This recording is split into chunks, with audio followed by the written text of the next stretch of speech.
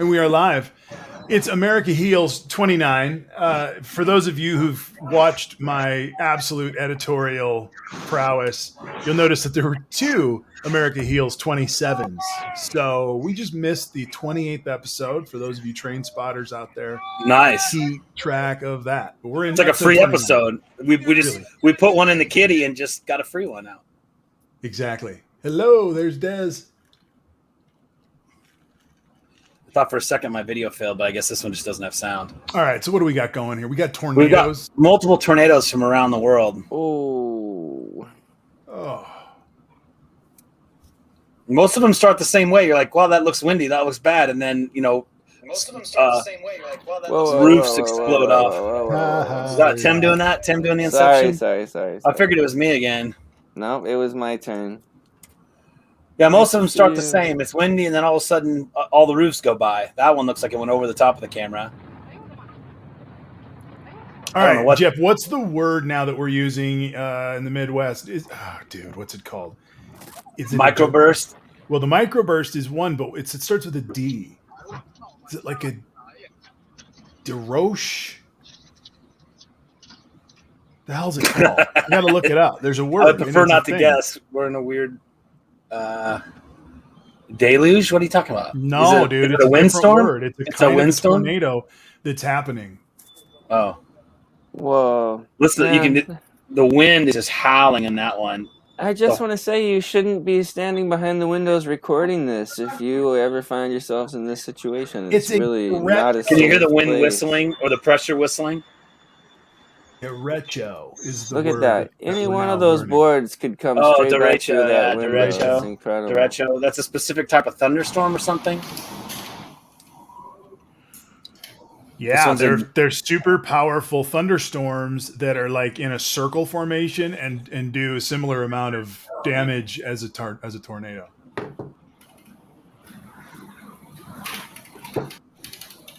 Yeah, I think this is another one where like, oh, it's kind of windy, and then all of a sudden, woof! Yeah, there go the trees. How many tornadoes have you been through in your neighborhood, Jeff? Look at it, just suck those trees, just suck the top off those trees. Wow. Oh no! Let's see what this does. I've always wondered about a big tall building. I don't believe I've ever had a tornado go over me.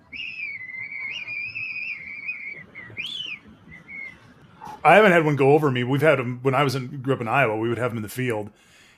Usually, like Dad would just sit in his tractor and wait because you didn't know which direction it was going to go. You could see him from 2 miles away. Yeah, obviously, I've seen big dust devils. Oh, yeah, that's the air pressure, kids. One of the things you want to do if there's tornado season is open a couple windows so that you have some open air pressure system in your house because that's going to be the first thing. Yeah, a lot of times houses implode because of a tornado because of the negative air pressure. No one would know that unless you told them. I mean, I would never open a window when a tornado was coming. You just crack one of them and you'll save your whole. Yeah. I don't know what you'll save. That's part of the reason. Have an explosion. That's part of the reasons why buildings just pop. Yeah. Is the pressure change? It just pulls the roof clean off. Yep. I saw a funnel cloud once when I was driving on the highway, and it looked like it might touch down, but I just drove away as fast as I could, and I couldn't even see it by the time it would have touched down, and I never found out if it did, so that was as close as I ever came.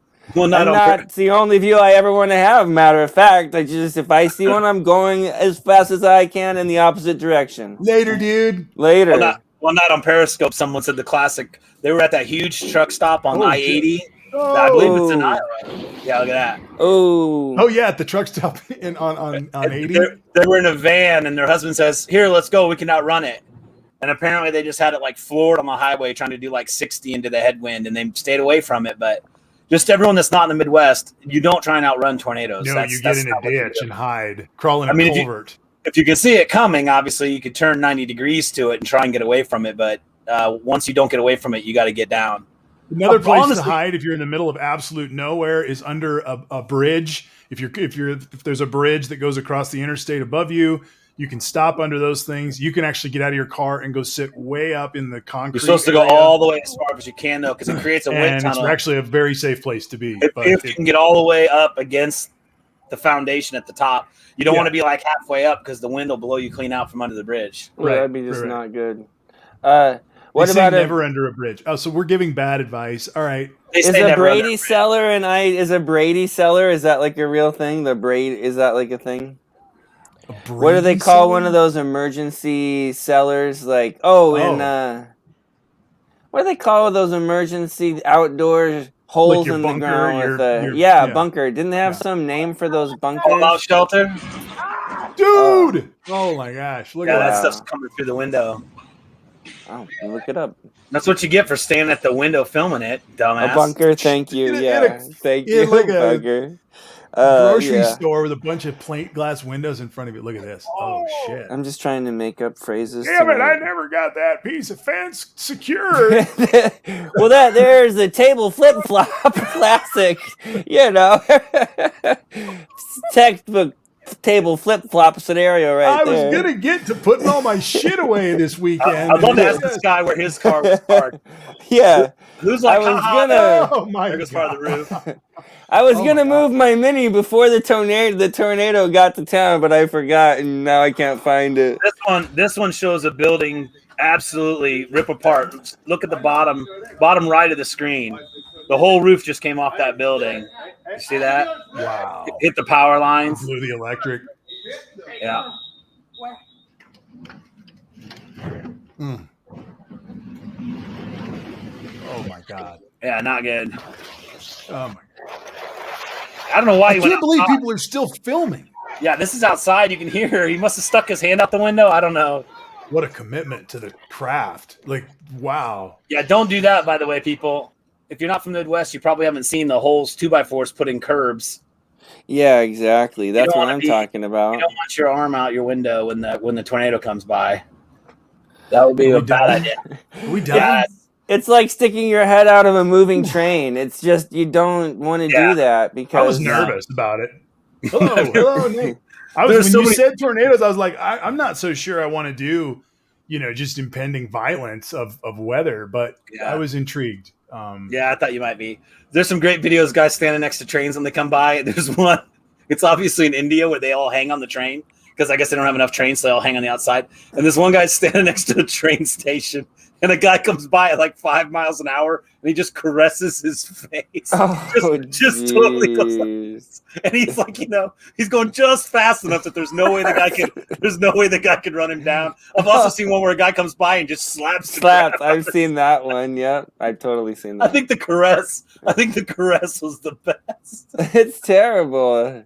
See, Your but face got it's- accosted. I'm glad that it was a nice caress, and I think that's funny. But when you were talking, and this is maybe just where the conversation needs to go tonight, just about the dark and twisted minds of human beings, I was sure you were going to tell me that the train was going to fall off the side, and you were going to watch people, because those are the videos that end up that I end up seeing. I watched that. There was Faces Epic of fail of engineering in India sort of Oh, videos. right. There was that Faces of Death movie, which I think only had actually one fatality in it or something. But then there was Traces of Death, which were like the knockoff. And there was a lot of death in those. And we watched them as like a marathon in college over a week. And I wish I had not done that. That's not good for your psyche. It's not good for your psyche. Highly discourage everyone to not watch. Yeah.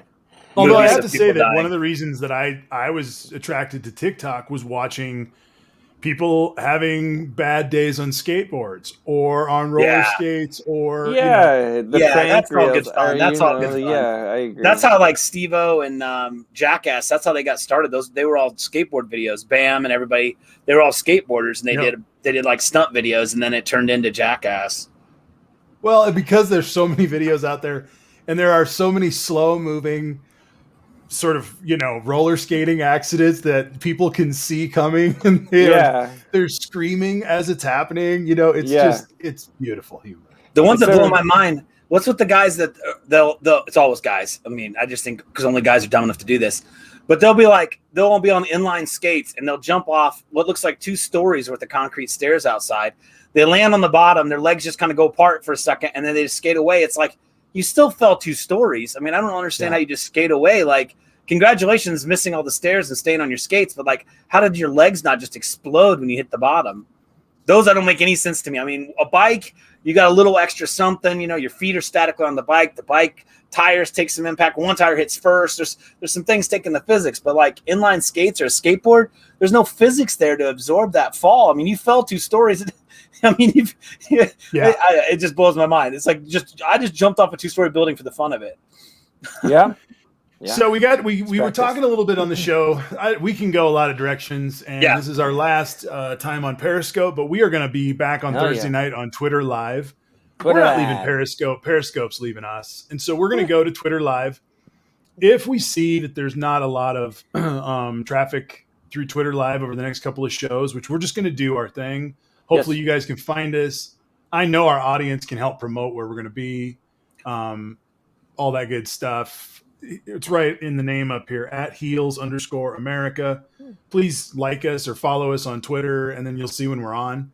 And then if it doesn't work, we'll try Haps or do some other things. But we're just doing this for the community and the connection. And what I was going to say is we were talking earlier before the show about how in various systems of power, like maybe a club or a church or a little league team or, you know, different places in life, people hold and wield power, especially when they don't have any other power. So we were chatting about that before the show. Sorry for being a little bit late, but for any of you who've experienced that before or you know, and let me frame it this way, guys, so that everybody can kind of catch up to where we were. I had this thought at the end of our little pre-discussion. My mom just got through having her, you know, second COVID shot and is putting life back together. And she's like, I got a bunch of stuff to do. And she was going to get a haircut because it's been a year. And because she's, you know, almost 80 years old. And so she hasn't been into town in a year to get her haircut. And so she's like, got to do it. And so she then immediately goes into a situation telling me a quick story. It was a mom story, so it was long. But the quick story is, she changed hairdressers because she got some bullshit from her hairdresser. And there was politics. And she was like, you know what? This is a perfect time to make a change. Totally. Right? And so I was like, this minor example is probably going to play out for all of us in a million ways as things come back to normal and relationships are reviewed. Some things that were bullshit at one point that you put up with maybe 2 years ago. If you haven't seen that person in a year, the first time you see it, you might giggle in their face because of what's changed in each one of us over this time. Yeah. So thinking about change, thinking about relationships and all that kind of stuff. So just throwing that out there, guys. I want to say hi. Well, I think it's a perfect way to open it up because I was just thinking about this in relationship to America Heals. You know, when we come back together, right? I mean, we were just talking about this over the dinner table that like July 4th, Biden's like, you know, that's the administration's like, that's when we're going to try and launch and reopen. And it's like, really, to me, that's saying we are ready to have the crazy people get together with the not so crazy people in a safe way, you know, on July 4th. And I'm like, well, what's that going to look like when the crazies get together with the non-crazies and reflecting about America Heals? And honestly, so much of it is going to be about finding a new way forward once we are together, because obviously we can't continue in the way things were in the past. And we're still forging a new way together that we aren't able to live into because we aren't living together yet. We aren't back out in the open yet. And I think a lot of forging a new way forward is going to be calling out, you know, in a healthy way, in an America Heals sort of way, people's bullshit. And just say, you know, bro, I'm with you, but that's bullshit. We gotta move past that. We gotta find a new way to talk about this because that's some bullshit right there. And here comes clean right on top of it. Here's Zach. Returning to normal has its problems. Mass shootings every other day. And that's one of those things, not to get into that right now because we can, but I just want to say that's another thing where people are already just saying, that's bullshit. Exactly. It's bullshit. Bullshit. We are, you know, we've sat away from this long enough and we knew it was going to come back, and fuck that. Even Yeah. if it's only a gesture, it's time to ban assault rifles for private citizens. There's no reason for anyone to have a weapon designed to kill people in their private possession because people are using them as an expression of their emotions. And even if it's just a gesture to say, we recognize this as a crisis and a serious situation, so this is just a gesture to say, we're taking it seriously as a nation, then we ought to do it. That's some bullshit that we aren't doing it. That's exactly what I'm talking about. Mm-hmm. Sorry, this is Kansas, new Exactly. cases. 70%. The problem is, if you look at it, yeah, hey, it's good that it's down, but I've totally lost my mouse. It's good that it's down, but why are we at 200 cases a day in Kansas? Like, if you go back here, 200 cases a day was like on the way up in July. So why aren't we? This is the May numbers. This is like shutdown time. So like, I mean, yes, I'm glad we're not up here, but I mean, 200 flattening out at 200 a day is not awesome. And so what's happening, unfortunately, is as we tail this thing out across the country, I'm sure it looks very similar. Yeah, we're gonna end up with these variants and all this other crap because we're not choking the thing out. So like, I'm trying to get my band back together. My wife's like, I don't think you guys can play here until these variants are dead. Well, that's going to be a year because people aren't taking it seriously. So I don't know. We're going to try and jam outside or something. I mean, I don't know, man. It's just exhausting. I'm ready for this shit to be over with. And I'm more and more frustrated every fucking day that we asked everyone to just not have parties, social distance, wear a fucking mask. And 20% of our peers, 10% of our peers said no. Yep. Yeah. It just makes me so angry that we needed the littlest bit of help. And there's people out there that think masks are virtue signaling and some fake thing. Totally. It just makes me irate. It just makes me irate. Well, and I just saw the news. Someone just mentioned Michigan. What I haven't heard coming out of Michigan until just recently is that if you look at age brackets, so like ages for 40-year-olds, 40 to 50-year-olds, the hospitalization for that right now is up like over 300%. And for 30-year-olds, from 30 to 40-year-olds, the hospitalization is up 600%. Since when? Do you know? Just right now, like those are the current numbers in Michigan, and I haven't even heard that until just like yesterday or the day before, and I still haven't heard anything before or since. I was like, it blew my mind. But for those two age brackets, it's supposed to be 300 to 600% right now above any other time during the pandemic. Let's see here, Michigan. So it's fucking going out of control. I've heard it's bad, and it's one of the variants, right? That's why the younger ages are getting it. I think it's also just because they still have never masked and they're not masking it and they aren't about to mask and they don't care about masking. Jeff, please leave it there for a second, and then I'm gonna shift. That's not a shape you want. That's not a shape you want. As we're trying to get out of it, you're up at your freaking, Thanksgiving. I just think, my neighbors, man. I love my neighbors. I honestly do, but it's like, come on, y'all. Come on, they're man. up to their Thanksgiving numbers. They're going to have a third peak that's worse than the second peak. Seriously, yeah, because it's combined with people who have never masked. They're not going to get the vaccine. God bless them. I love them. Lord help them. But they've never masked. They're not going to get the vaccine. And now we throw in 3 variants, one for sure that's already like taking root there and spreading there. And these bastards are building it. These bastards are spreading this variant. It's just, God. The longer you go without dealing with it, the stronger a variant gets to where the variant spreads and becomes a new strain, just like the flu. I mean, we all understand it. If you're on here, I am sure you understand it, Can I ask you, Jeff, to just do, and then we can look at California too, because I'm going to ask a different question that I want everybody to pile on this question in a second. Can you do the national curve, please? Do you have that one? Yep. So one of the things, because this is Periscope and there's been a lot of reflection on the end of this medium, and we've talked earlier on about how one of the reasons we did America Heals this way was because sometimes the way that the audio is set up in Periscope is that when someone is hosting a decent scope about an issue, the way that the phone call beam comes in is so much louder than the person. And so it really throws things out. So we tried to create a way to get around some of that. And then we developed this as a balance to really just talk about the crazy behavior that was happening around the election and before.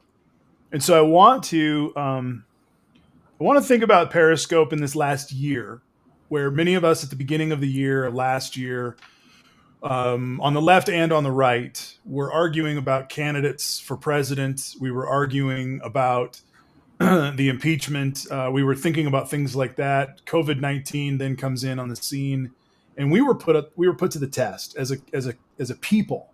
Every nation essentially stood up like the Olympics with numbers to show how they reacted to this thing. Over the course of this year of Periscope, I want to take a look at these dates. And Jeff, I'm going to lean on you a lot to do this little exercise here. Coming in from February 15th into, let's say, May 3rd.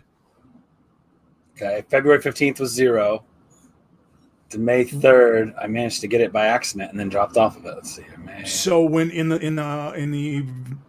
the ether of Periscope late night yelling matches,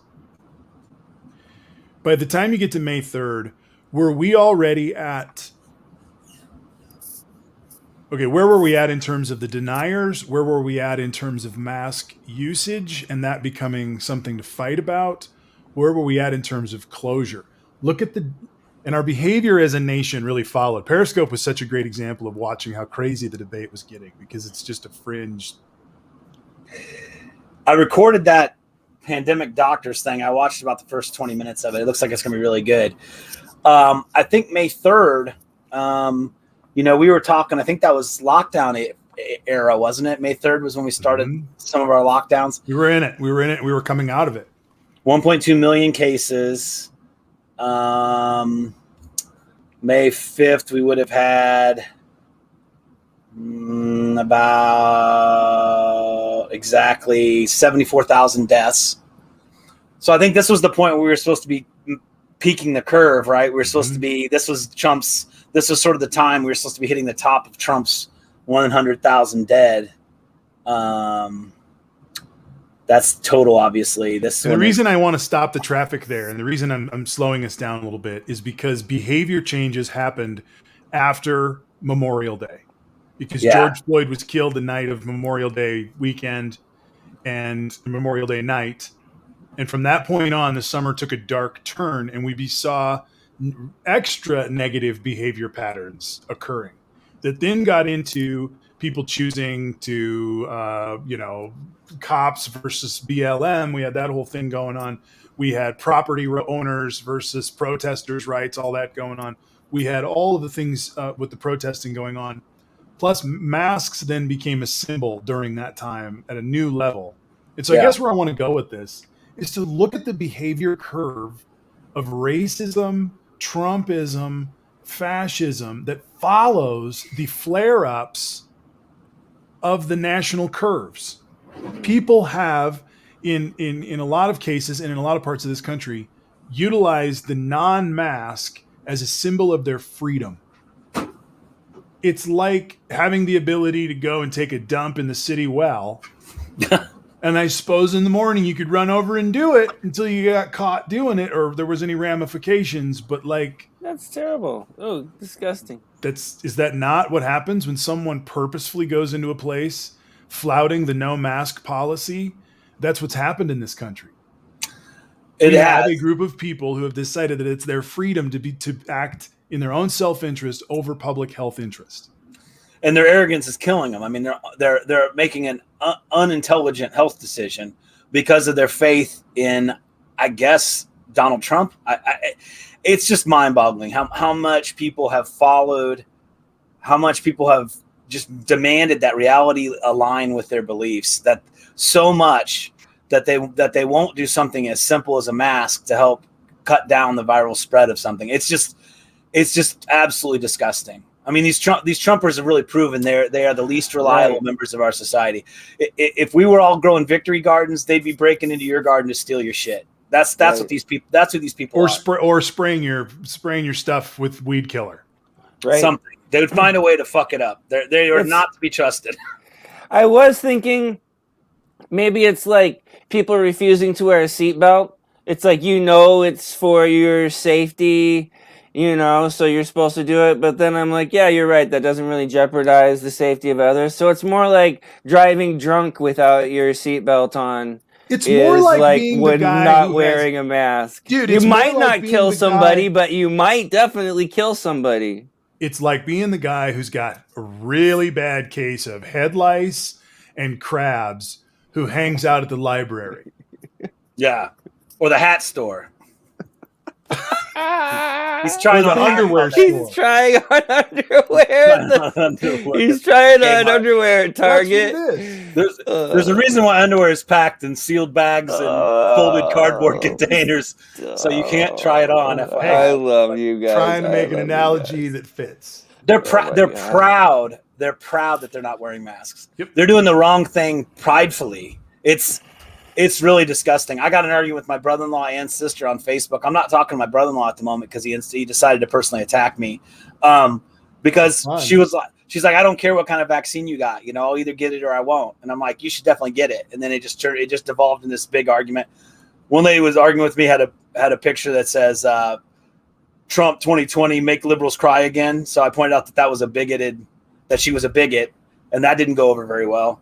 Even though I got called a bigot for calling her a bigot, even though she has a statement that's bigotry on her Facebook wall. Somehow me pointing that out makes me a bigot. I don't really I know love how that you turned it into a teaching moment. Yeah. I mean, really, Yeah. why not? Of course. That's bigotry. I mean, if people don't understand. And actually, my brother-in-law actually called me a bigot and then actually listed the definition of a bigot, which is, of course, feeling your position superior to another group and then antagonizing that group, which is exactly what vote Trump 2020, make liberals cry again. That is, by definition, bigotry. If I said what I just said about Trumpers being terrible and not supporting us and wearing masks, you could argue that's also bigotry.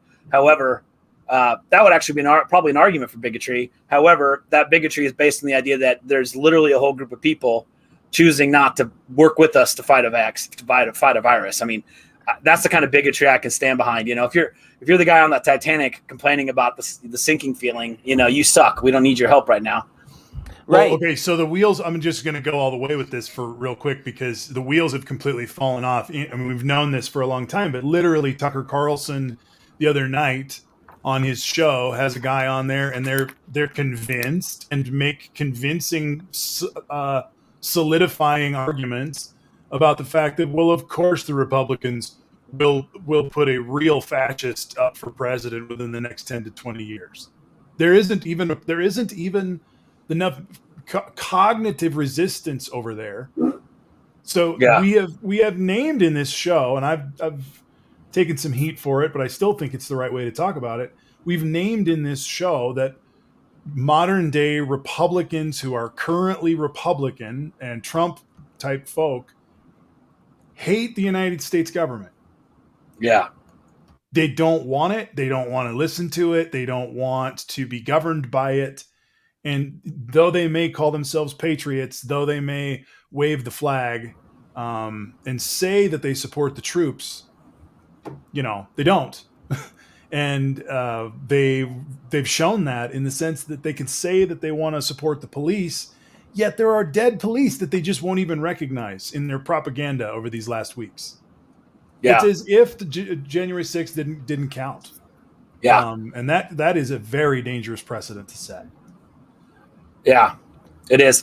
People are complaining about Periscope issues. I've got an instance of Periscope open in front of me. It's running fine. So if you're having a Periscope issue, I think it's on your end because I'm literally watching Periscope like from the internet, even though it's right here in front of me. Your Periscope is running fine. Okay, dude. Marty's picture was hanging up for a second. Is that what you were complaining about? Your picture hung up for a split second, Marty, but your sound always came through. Okay. Sorry to stop on a technical issue. It seems like multiple people are saying there's some sort of issue. Right, Jeff. Okay, I think they're just talking about when you hiccup for a second. Hey, look, it's Zach Attack. Hello, Hey. Zach. What up, dude? Hey guys, Were you watching on Periscope? Was everything fine? there was a couple glitches, but my internet's bad normally, so Okay. Okay, it sounds like everybody's fine now. Feel free to make a clear comment in the comments if you're having an issue. All I got was like no connection or something. That doesn't explain a lot. So anyway, yeah, it's yeah. I don't even know where we were exactly. I have a question, and I wrote it down so I wouldn't forget it. Okay. It's still my basic question. What is the motivation for telling people to not wear masks? Why did Trump encourage people to not wear masks? Why did his group, his party, tell people we're not going to wear masks? I mean, what's the root motivation behind encouraging people to do something that you know is going to save lives, and now they're anti-vaxxers? So not only are they not going to wear masks, but they're not going to take the vaccine. And if your approach to government is I hate the government, don't you want as many of your people to survive a pandemic as possible? Aren't you banking your revolution on numbers? Why are they willing to let so many just go to the wayside when they could be like, we're going to be first to get the damn vaccine and we're going to be wearing damn masks. I don't care what it takes. We're going to survive because we're going to be here for our children to overthrow this whole corrupt regime. You know what I mean? What is the motivation for letting your people die needlessly? Like, how many have died because of this refusal to wear a mask? How many people have died? Jeff, I mean, there's a comments. The answer that comes to my mind is it was human sacrifice for the economy. He pinned all of his fame and success on the economy, and he knew 0.5% of people dying of COVID was better for the economy than 2 months shutdown where the economy comes to a complete halt. So the whole time, while he knew the right thing to do was to quarantine and distance and wear masks, he tried to keep everyone from panicking, and he needed 40-50% of the economy to just act like it wasn't happening. And that cost us 500,000 people so far. Zach, how you doing, brother? I'm good. How are y'all? To answer what Tim's saying, I think partially it's just Trump is not the best politician. You can run the economy and say, hey, we're going to keep the economy open. Everyone wear a mask, right? Right. I've been saying this since the very beginning. If Trump had said, hey, buy my MAGA mask, they would all have bought the MAGA mask and worn it very proudly. So he could have made it in his tie shop. He could have converted his tie shop to a mask shop and had like Trump, every Trump logo on every face. Absolutely. Didn't do it. I think he honestly thought by ignoring it, it would kill 80,000 people by the time the election came around. He could get reelected. He could keep the economy. I think he just wasn't smart enough at doing the numbers. He thought 100,000 people would die in March. It'd be like a really bad flu year. He'd get reelected because the economy would stay strong. He'd be fine. And by having no leadership, no, and of course, Trump policy number one, absolutely no personal accountability. I mean, we've never heard that man say I'm sorry about a single thing. I mean, he told Megyn Kelly, "Oops," when confronted about accusing her of menstruating during a debate. I mean, disgusting human being gets caught being disgusting. Oopsie, you didn't fart, dude. It was a misogynistic insult. And when he was caught on that, oopsie, that's the closest I've ever heard him. Donald Trump is a groomer. He's a pimp. Definitely. He works you and turns you as a nation, turns you as a person into his property. And one of the ways he does that, and one of the ways that pimps do that all the time, is they continually, shockingly take things to another level, and always keep you guessing about how scary he's going to be today. And so you're always worried about what he's going to do. And I'm going to go ahead and go darker with my answer, Tim, because I think he's even more darker than that. One thing, he's a shitty politician. I'll give you that. He's an absolute just simpleton when it comes to day-to-day politics because he doesn't read. But when he aims to do something purely evil, he gets it done, and he uses broad strokes. And so here's what I believe I believe this is what he was about. I believe he was about shorting the market and working the system to get as many billions of dollars as he and his friends could so that he had enough people in on what he was about to pull. I think a lot of people got really rich last spring, summer, and none of us know about it. I think that a lot of those people got in on what was honestly just such a shittily executed attempt to take over our government, but it was a real attempt to take over our government. And I also believe that Donald Trump and his entire plan was honestly a psychological operation. Because let me pull back to May 3rd. May 3rd, before Mother's Day last year, we were all shocked at the death. It stopped the freaking world. Come into the election, just a few months later. You talk about psychological moving the ball.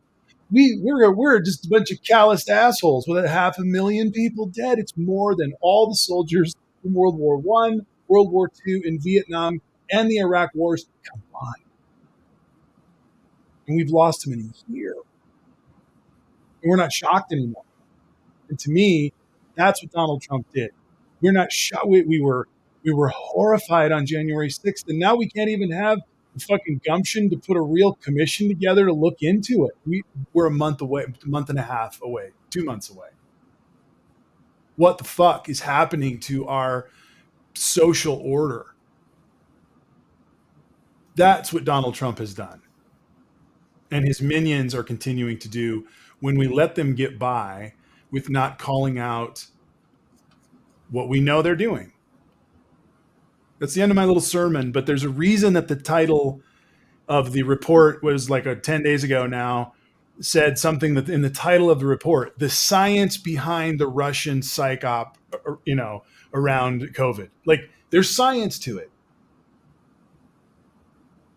And so we've all been fucking played, and we've lost a lot of people.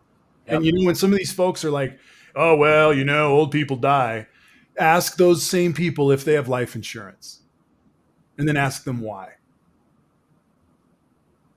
Yeah. Life matters. It's fucking expensive to lose people. And we've lost 500,000. We've lost almost 600,000. Yeah, it's 562, I think. 562. I'm done. Sorry. No, you're absolutely right. Well, excellent. No, absolutely. And it is the Trump virus. I mean, we've had 562,000 deaths. Brazil's had 300. Mexico's had 200,000, obviously.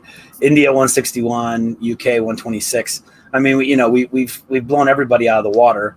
Some people have a little bit higher per capita or something, but you have to really start bending the stats to not make us look the worst.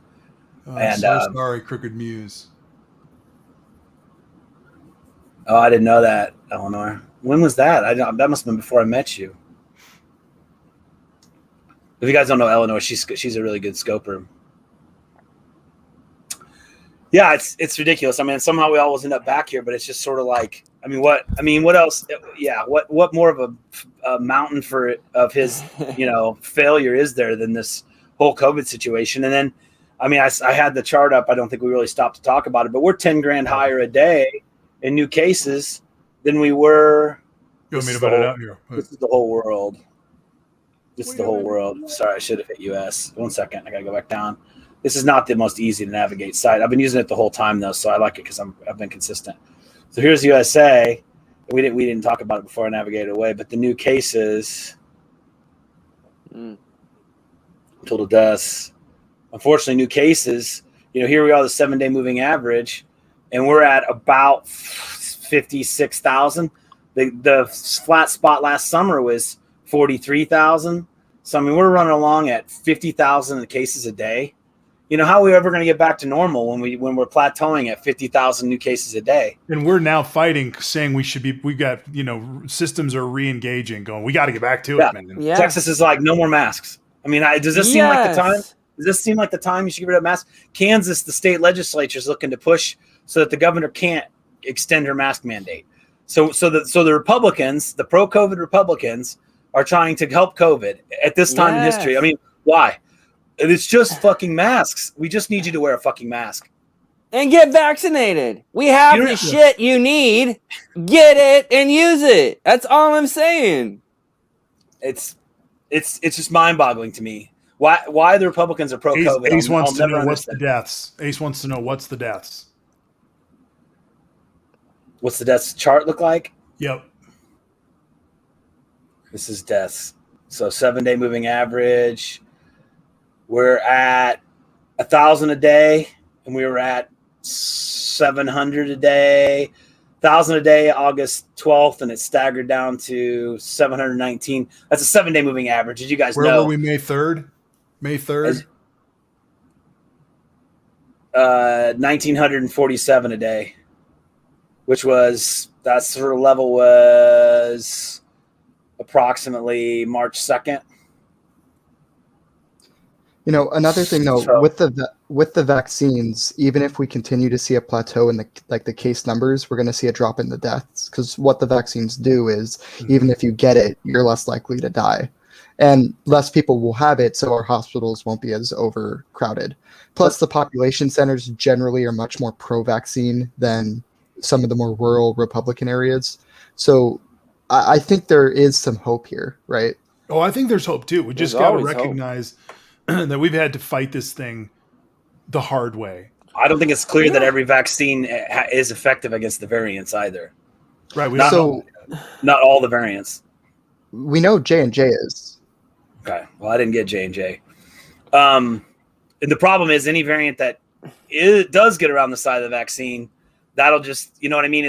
There's a vacuum, right? It's going to, whatever variant is most effective against vaccinated people will just become the most common thing again. And we also have these damn kids running around on spring break acting That's right. like it's the 1960s Woodstock everywhere you go, and they all just gotta get together and be freaking rioting in You a need big to take crowd. the crosses off of your wall back there and put a pitchfork up there, old man, standing on your yard. Go back home, you damn kids. Sound like you're at a Scooby-Doo episode, man. When you Seriously. got to remember things like this. We had a state like North Dakota that had nothing until September. They were Exactly. they were running along at 1 and 2 deaths Show a day, South Dakota. and then Show South boom, Dakota. explosion because they just couldn't The do it. The problem is that some people thought they were going to avoid the party, and the fact is that everybody made it to the party. It's just some people came to the party later than others. Let's see Well, South Dakota. Let's see South I'm Dakota. going. Oh. And it's not a good kind of party either, Just- don't get me wrong. The other problem is that's also why we're running along at 50,000 new cases a day. Is players like North and South Dakota have come to the game. You know, they weren't bothering us before September, and now here they are. So this is new daily cases, South Dakota. It looks like they're going to be really similar charts. Here's daily deaths, South Dakota. It looks very similar. Go back up to daily cases. See, Please. same kind of thing though. 1 2 1 2 1 2. Sturgis, we know what happened in South Dakota because we know Sturgis. You want Oh, cases? I know. Yeah, right there. So whatever those months are right there. When is Sturgis? It's the first weekend of August. It takes 2 weeks for it. Like, there. Oh, what do you know? Yeah, first weekend in August. I don't know if Takes that was 2 the weeks. to third. kinda I don't get know. going, 2 and weeks then- is the 17th. And then look. Bleh. And then the Bleh. response on Labor Day from Kristi Noem was, no masks. We're just going to get through this thing. And We believe in freedom in South Dakota. Companies, So- they okay, stand so as now like between companies. September 23rd, let's do this, Jeff. Between September 23rd and November 14th, which we've just got to call that the season of Trump, You want right? Because everybody was going to vote for Joe, voted for Joe, and that was going to be that. You want cases in South Dakota or what? I just am want to doing? watch just the spike of what the behavior change happens. Look at that. This is just South Dakota, but This is when the nationalists figured out that masks were anti-pedophile. This is when we're pro pedophile apparently. Apparently they decided. if you wore a mask, you're pro yeah. pedophile. Exactly. Of course you are. Of course. Why? Of course. But I Of mean, course. this is when the shit got the craziest. Look at the dates. August 1st and 2nd was the first weekend in August. So August 1st and 2nd. This is South Dakota again. They had October. Look at October. They had 9,000 total 9,100 cases, and then October 1st they were at they had 23,000. So what I say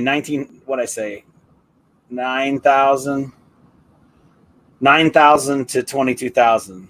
Right where your cursor is right now is right when the president of the United States got COVID, and they got worse.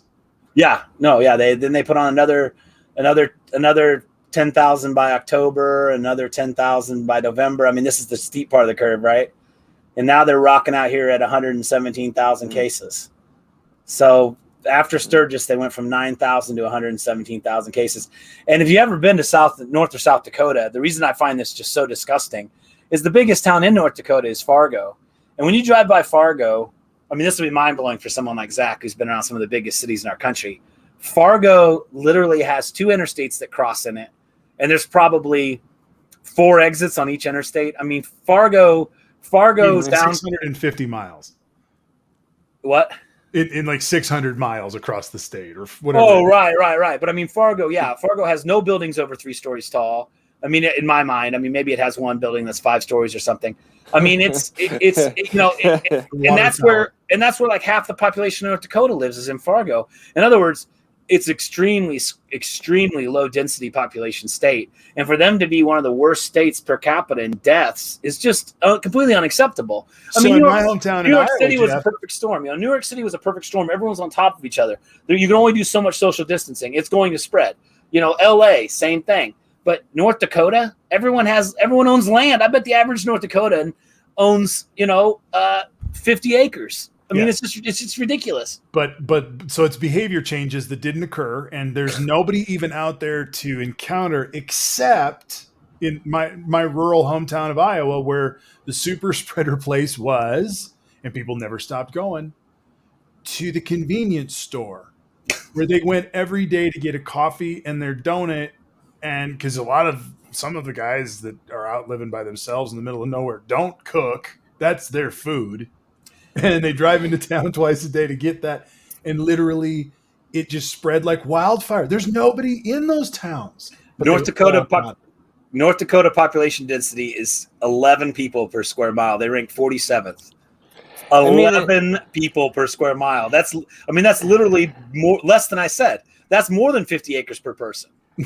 If you've never been out there, though, you've got a post office / restaurant / hardware store, and you go and you get your eggs and coffee, and you sit down at the same table, and you talk to the same farmers. That's your food, your mail, and your social life all in one, and that might be the only human contact you have for 24 hours, because you're going back to or a week, because you're going back to your farm where nobody else is around. It's exactly the problem is that one point of intersection that they refuse to give up, because by God, that is their social life. They aren't going to give that shit up. You are not doing a good job selling me on North Dakota. No. So you're doing a very accurate description of what's been happening. Oh, it's 58.2 acres per North Dakotan. Nice. I was so Damn, close. I'm moving there right now. So 58 acres per person, and they have one of the worst death rates in the country. Wow. It was so easily preventable. Just if they had only worn masks, they were naturally socially distanced. I mean, they just had to wear masks when they went to the convenience store. And this is what happened. I mean, my barber, his wife's town in Mexico, I forgot what town it is. He's from Oaxaca. I think she's from somewhere else. But anyway, they apparently the town had no COVID. So everyone was just, hey, we don't have COVID. So they just kept doing their normal life because they felt insulated. And guess what happened? One day half the town had COVID. It swept through the whole fucking town. And that's exactly what we've done. And that's the problem really when we talk about these curves now that we're at 50,000 cases a day. The reason we're at 50,000 cases a day now, even though probably every state is at a relative low point, is because after the shutdown, as predicted, it was then everywhere. We shut down for a couple months, but not all the way. And so all that really happened was we had this slow trickle, and it just spread across the entire country. So now it's in every single community, everywhere. That's how great of a job we did controlling this virus. And so guess what? When you take the entire country, even if everyone's being very, very careful, that's 50,000 cases a day. Because, of course, not everyone's, first of all, is being careful. Lots of people are not being careful. Exactly. And you bump it, and it's a killer cold. Yeah, motorcycle rally definitely caused problems. It was obvious it was going to cause problems. Like who? And do you guys remember Trump went there though? Do you remember seeing footage of it? They had all these Trump stands and people walking around without masks. I remember that. Yeah, they were screaming about not wearing masks. Nationalists and the masks together. That was the place he did it, right there, on some very holy ground. That is a absolute desecration. But I'm not going to get into that right now. Right. That's where he went. My side note would be someone recently asked me just offhand if I would go to Sturgis like after the pandemic's over and things have settled down, and I'm like, I don't think I would. I just don't feel safe I never going would have. there. I think it's like, I don't know, man. The whole scene just gave me a feeling of like Sturgis is not safe to go to. Don't go there. But no offense to anybody who loves Sturgis, God bless you, but yeah, I don't think I'm going to Sturgis ever again. I've lived a Period. little too long to die in a knife fight in Sturgis. You know what I For mean? those That's the in last thing I mean. California, what is Sturgis? Oh, it's the Black Hills Motorcycle Rally. It's all these motorcyclists from all over the Midwest drive up to Sturgis, North Dakota, and hang out in the streets and drag races and big concerts. And Zach, it would be kind of like it'd be a little bit like culturally different, but immersive in a similar way. It'd be like going to an auto show in Modesto on a Sunday night. It'd be very cultural, not very Latino in that sense, but Okay, as Nate. cultural. Okay, Nate. And it would be a lot more like white supremacy culture, MAGA, biker culture, which is loosely gang Biker culture. Yeah. Yeah. So I mean, but it'd be very. You wouldn't. I mean, there's nothing else going on. Right.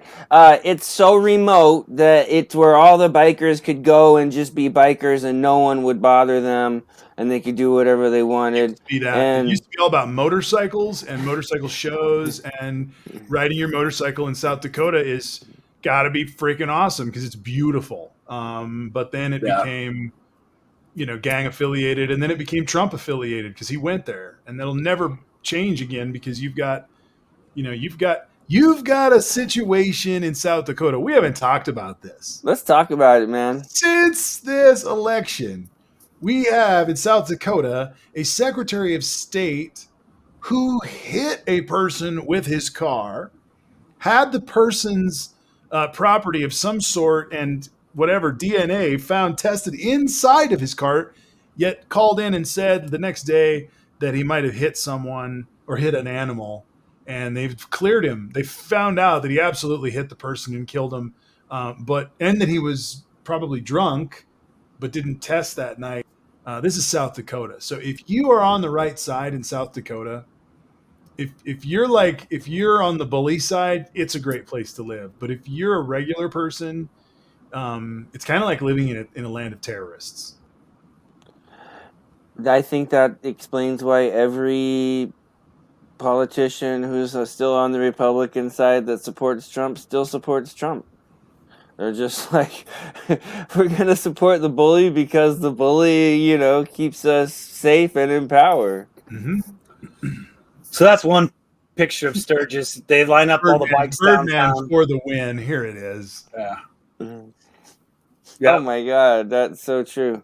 Yeah, that body odor is carrying a nice heavy dose of COVID-19 with it too. You can guarantee.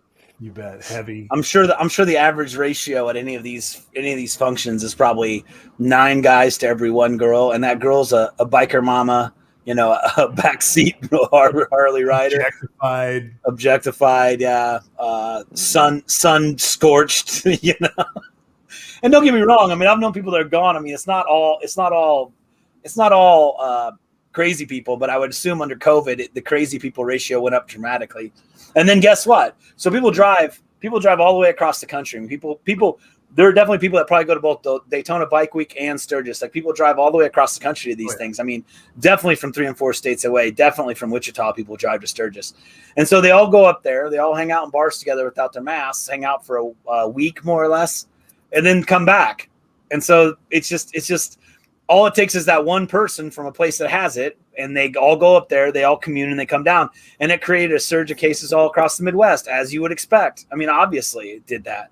And there was, the Trump bus was there. There was a picture of a bike in front of the Trump bus, but it didn't really show the festival as well. But yeah, you can guess it's all sponsored by, I'm sure, tobacco companies, Jack Daniels, and beer companies. And I'm sure for some people it's an amazing time. Personally, I don't like huge crowds, haven't liked huge crowds for a long time because I don't like that many people together. That we share the earth with too many dumb people to be in that big of a crowd. All it takes is one of these guys shooting at his old lady and, 3 people are dead. Plus it's a pandemic. Which is normally what happens. Don't forget the pandemic. It's kind of the Wild West. Shit goes down. Manhattan, Kansas had its first homicide in like decades when I was in college, and it was two people at the Country Stampede. They had a big outdoor festival in the campground. Lady stabbed her husband in the chest with a screwdriver and managed to kill him. Ooh.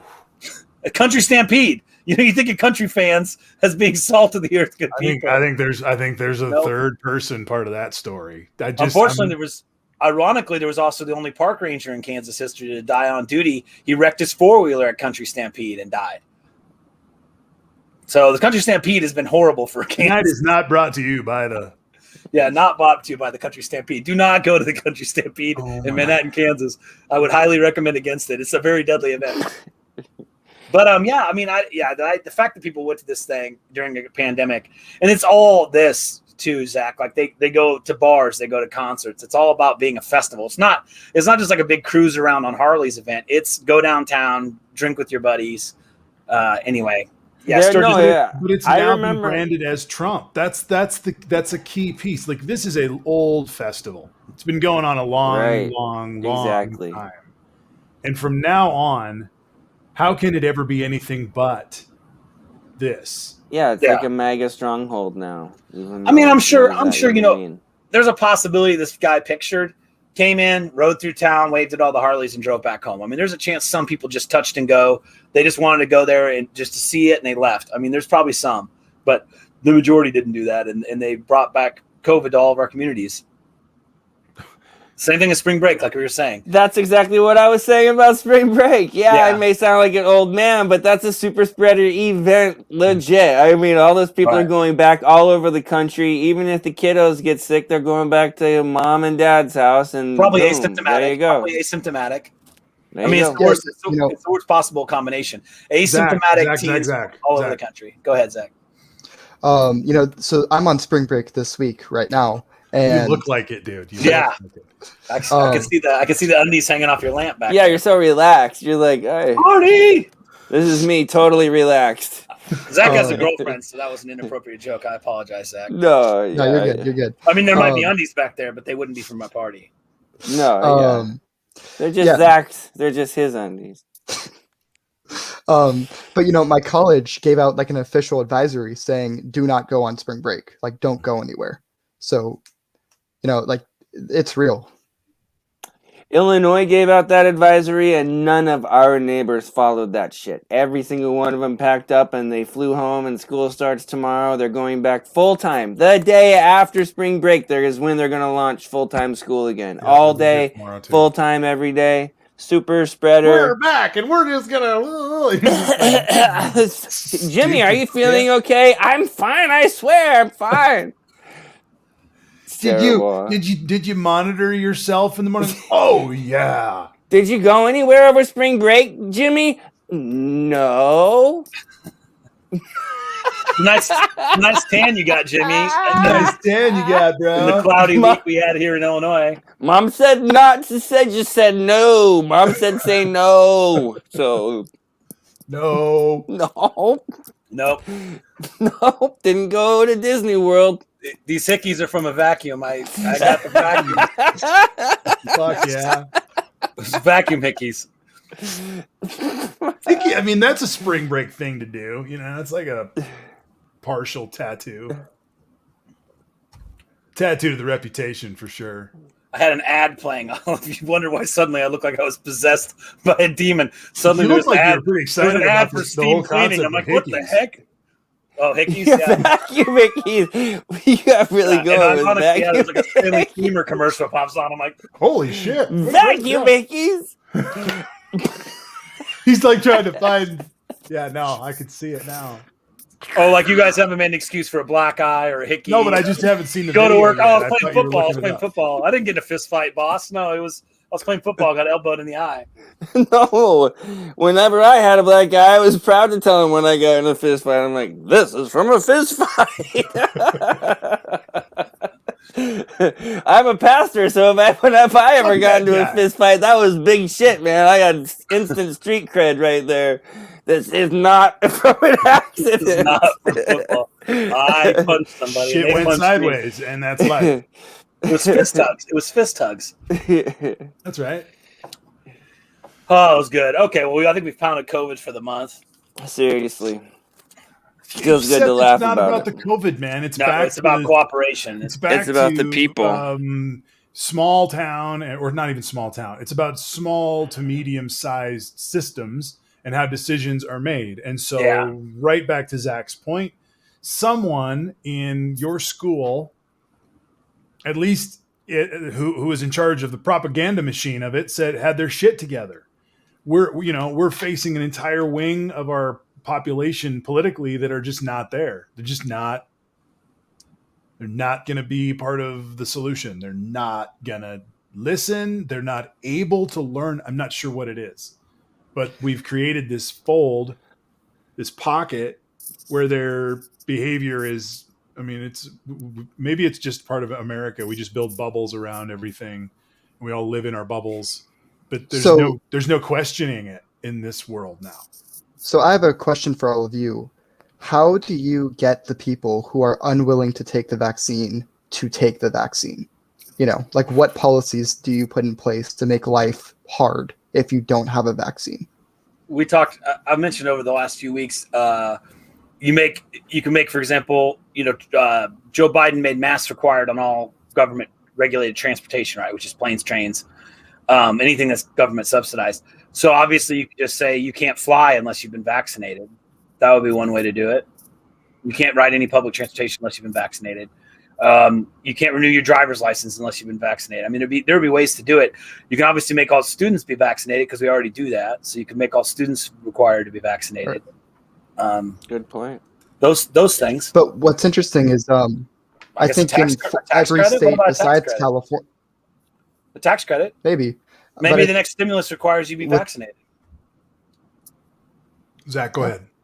I mean, I think the problem with trying to get children to be vaccinated, I think in 49 states you can get out of that. I think California is the only state where you have to be vaccinated. There's no, you can only get out of vaccination if it's a medical issue, like a bona fide medical issue.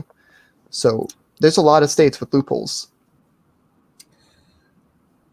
Okay. It's a good question, but I don't know. I mean, I think you have to use market forces to entice people to. Yeah. Well, okay. So one of the things that and we did this test, I think it was last show, where everybody raised their hand that they had already in their family or their friendships or relationships had already levered someone to say, I need you to get the vaccine. And I think that's going to be something that we need to celebrate is, how many people did you bring to the vaccine? Because it's okay to wait. Maybe we need to start with that, but we're going to get to a point here where we're going to have more vaccine than people willing to take it. And we have to solve this problem immediately. Maybe we pay people to take it. I don't know. Get it in their fucking arms so we can get past it. Right. I think we also just need more information about the vaccines. I think that's where a lot of the, skepticism and anti-vax comes from, lack of information. Also just use common sense. Like if anyone ever brings up the microchip talking point, ask them if they have a phone, Right. Yeah. Two Purple Shoes says not gonna do it. I can't figure out even what she's trying to say. It is, but I don't understand. I think that it's a really good question, Zach. For me, my approach would be the opposite. I'd be like, well, maybe the question isn't how can we make life difficult for them? How can we incentivize the situation? Money is definitely part of it. Discrediting Trump and just calling him a lying piece of shit who lied about the masks and the need for a vaccine publicly, I think would help a lot of people break their commitment to not wearing masks and not getting the vaccine. I guess that's not really a positive incentive, but just some real honest, reckoning, some truth reckoning, I don't care. That doesn't happen in America, Tim. God, just damn it. Can't just call some bullshit. That's all I'm saying. I'm on the call bullshit train tonight. I can't help it. I think you bring up a good point with money incentives. I know Brazil has done that with a whole variety of different things where they basically pay people to, like, they pay people to do certain actions that generally help Brazil's economy. So I mean that is a possibility, right? Like pay someone a couple $100s to take the vaccine. You know, I'm realizing though, guys, let's talk about this for real for a second. If the fear of death isn't enough to get you to take the vaccine, they're not going to fucking take the vaccine. Right. Punishment, imprisonment, money is not going to get them to do the vaccine. They aren't scared of dying of a disease that's killed almost 1% of the people that have had it. You're not going to get them to take it. But a lot of these people don't think it'll kill them. I think that's the thing, though. Well, it's not that they don't fear death. It's that they don't think it'll kill them. Yeah. No, I get it. I'm not saying they're right. They've built a belief system that says the vaccine's so bad that they won't take it to save their life. Well, then let's go down the road. More money isn't going to fix it. Let's go down the road for real quick. I would love it to hear Dave's position on this as a true libertarian, so that we could save this question for him for another time. Yeah, but he wants to be back on the show. He's had a series of family visits. Yeah, life happens. No 4 worries. weekends in a row. He's had family visit or something.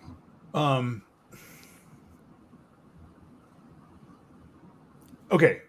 The idea, there's a lot of libertarian-minded people who, at various levels, who do not really want to have a vaccine thing on your passport. But there is a conversation about having a vaccine passport or vaccine notification on your license, which then would do something that we haven't done yet officially. We have not separated the population. Right. We get into some crazy ground when we start separating the population with symbols. Some people have the symbol, some people don't. Right. Someone mentioned a lot of Israel has a reasons bracelet. can go sideways. Yeah. Right. Right.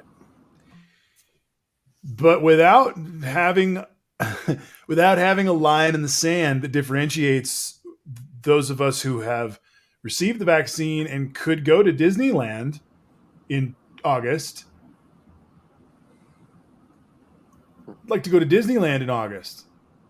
And some person who has decided that they're pro-Trump, anti-mask, anti-vaccine, I'd like to know that they don't get to go because I want to go where there's people who've had the vaccine and we can start to be safe and happy and healthy. And for those people who've made the life choice to not get a vaccine and to not wear masks or participate, they now need to pay a social price. And they need to pay that price for decades. Because being an anti-vaxxer in the modern world, this isn't going to be the only pandemic we live through, maybe. That's right. No, it won't be. I guarantee it. No, so we've got to go ahead and set some rules for this shit now. I agree. And go ahead and let people self-identify. If you want to be free to not get vaccinated, that's fine. But in this corporate, which of course they always love to have corporate control until it doesn't work for them. But in this corporate environment, they're going to go ahead and follow those who have this stamp. I mean, we're in that place and it's being forced upon us because our governmental systems can't make decisions for the common good. And individual behavior has the ability to outweigh any public policy. One asshole who's a super spreader who wants to get other people sick can go on a mission. Many of the people, some of the people in the January 6th riot purposefully got COVID so they could take it there. Right? I'd like to know if I have a weaponized nationalist on my hands or not. Kidding. Right. Right. Think about the national security implications. I mean, what if someone intentionally ran up to Biden and coughed in his face or something? I mean, you know what? I've thought a lot about that. And there was one thing that we talked about a lot around the January 6th event. Why was there the glass around Trump in front of his speech when he does speeches all the time? It wasn't bulletproof glass. Oh, you don't think so? It was a COVID shield because that crowd was told to get COVID and to bring it that day. That's crazy. I'm sure we can look at a map of Virginia or something and see that. I'm sure those guys spread it like crazy. Again, another really great call. Get a big crowd of people together. mid-pandemic that hate masks. That was actually like the perfect storm. These Trump gatherings were the perfect storm because you gathered only people that don't like masks. We all remember when DeSantis showed up at one thing and high fives all these people and then rubs his nose. Remember that? Yep.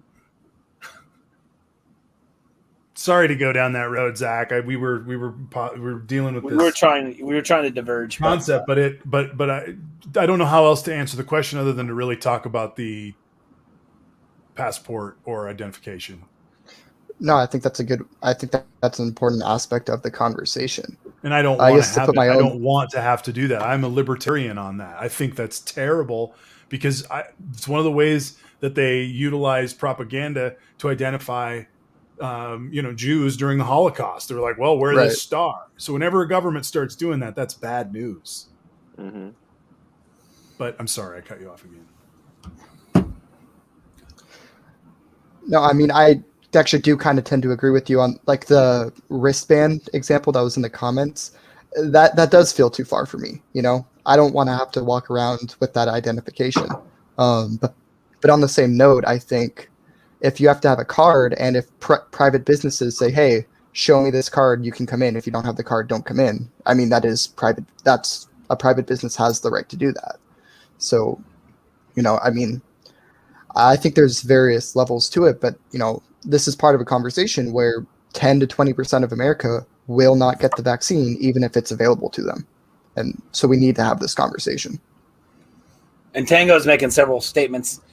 Just because you're vaccinated doesn't mean you can't get COVID. It means you're very unlikely to be hospitalized and should not die from it.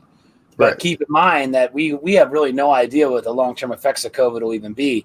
So just contracting COVID is a very bad thing. Whether you're vaccinated or not, you don't want to contract COVID. So the idea would be those of us that are vaccinated are much less likely to have it, much less likely to go to the hospital and die from it. So the CDC is now saying if everyone's vaccinated in a room, you can take off your masks because the risk that one of you has it should be so small, and then the risk that you would give to someone else should be really small. So when you take an anti-vaxxer and walk them into that same room with, say, 4 of us that have been vaccinated have our masks off, when you bring that unvaccinated person in, you've just exposed all of us to the same risk again, as if, I mean, again, we're not going to, if we catch it, we won't go to the hospital and die, but you're now recirculating it. And again, also there's variants. So it's like your flu shot. You get your flu shot, you can still get the flu because there's other strains. And the point is the vaccination is like, I don't know, like an armor, but no armor is perfect. I mean, you can still contract it and carry it.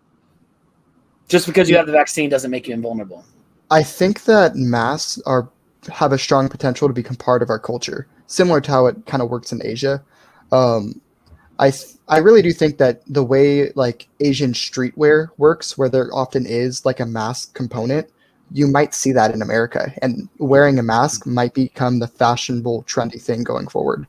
Okay, so I have a friend who's a youth pastor, and they're already, and Jeff, I don't know how old your kids are, but the preteen girls are always the ones who set the tone for this, and they're all about that, Zach.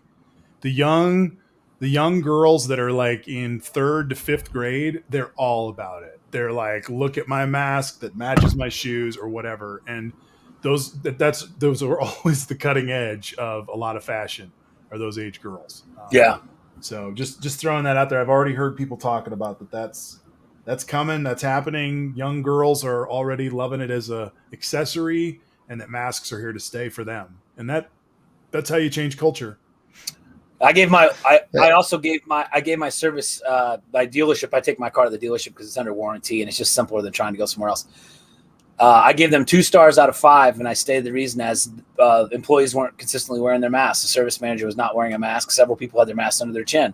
2 stars. They gave me 5-star service, except for the fact that they're not taking COVID seriously. So that's one way I've impacted them financially is I've given them a low score. I'm sure it goes on their metrics. So, brilliant idea, service manager, to walk through your area without a mask on. It got you 2 stars out of what should have been 4 or 5. And I had to stand outside. I stood outside instead of being inside because I didn't like they weren't wearing masks. Now it's a free country. I could choose not to go back there. I could do whatever. But that's you know what the sad truth is though? If they were enforcing masks, they might get more 2-star reviews from the people that don't want to wear masks. I mean, that's exactly right. Unfortunately for the businesses, they're just caught in the middle now. You would think they would make the ethical decision and say we're going to wear masks, because even if only 5% of us demand it, why wouldn't everyone wear masks to help the 5%? It also rings to something that I've see more and more in culture is I've noticed that the person who feels abused or oppressed or complains, a certain number of people just dismiss those complaints immediately. Mm-hmm. So if I said to a group of people, I don't want to meet if everyone's not wearing a mask, guess what the answer is going to be? Historically, you would expect people to say, you know what, if Jeff wants us all to wear masks, we'll all wear masks. It's fine. I think he's overreacting. I think he's being too safe. It's not required in the county. It's not required in the state. But you know what? Jeff doesn't feel comfortable. We're going to all wear masks because Jeff doesn't feel comfortable. Now, fuck you. You don't want to wear a mask. We're not all going to wear a mask, come or don't. Right. That's the world we live in right now, because somehow it became a political thing. It's just, I've said it before. We should have all been on the same page with the science, then discuss the policies of how far do we shut down. Can churches meet? Should restaurants have people? It's real. We all know it's real. It's killing people. Now let's talk about policies. But that's not what happened. Part of the people just said it should be personal responsibility. Everyone should be able to go where they want. You should use personal responsibility. And Trump, one of the people in our county commission that was making those arguments, they got COVID. So personal responsibility didn't fucking work. Mm-hmm. So thanks for that. Half a million people later, it's so beyond infuriating that this just didn't work. So just wear a mask everywhere you go for probably the next year, everybody, because these variants are here now. Yes, a mask. It's so simple. Well, just wear a fucking mask. Even besides COVID, I mean, no one's getting the flu the past year, right? Like the masks help with other diseases too. So that's correct. I really do think that masks are going to become more of a cultural part of America, similar to how it is in Asia. I'm going to show a video here of something that happened last night. People that don't believe in our government are looking out for our well-being. The Trumpers should be the ones wearing masks, because they should say we wouldn't know we might not even know when the next COVID comes, because our federal government is so inept.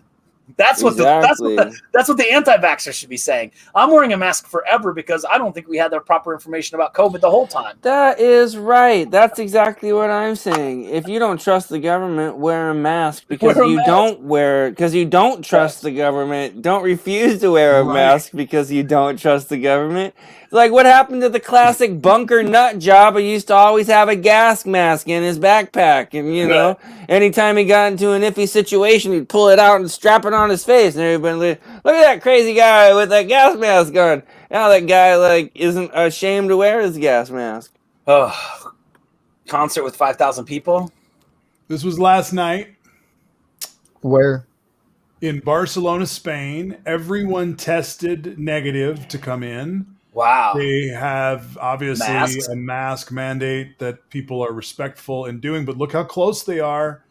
But they've got the rates where they want them to be, and they allowed by testing everyone as they came in with a rapid response test. They had 5,000 people come to this show last night. New Zealand's open. It's crazy. Because they have no cases. Who was the show? Good question. Let me find the answer. You too. It was Love of Lesbian.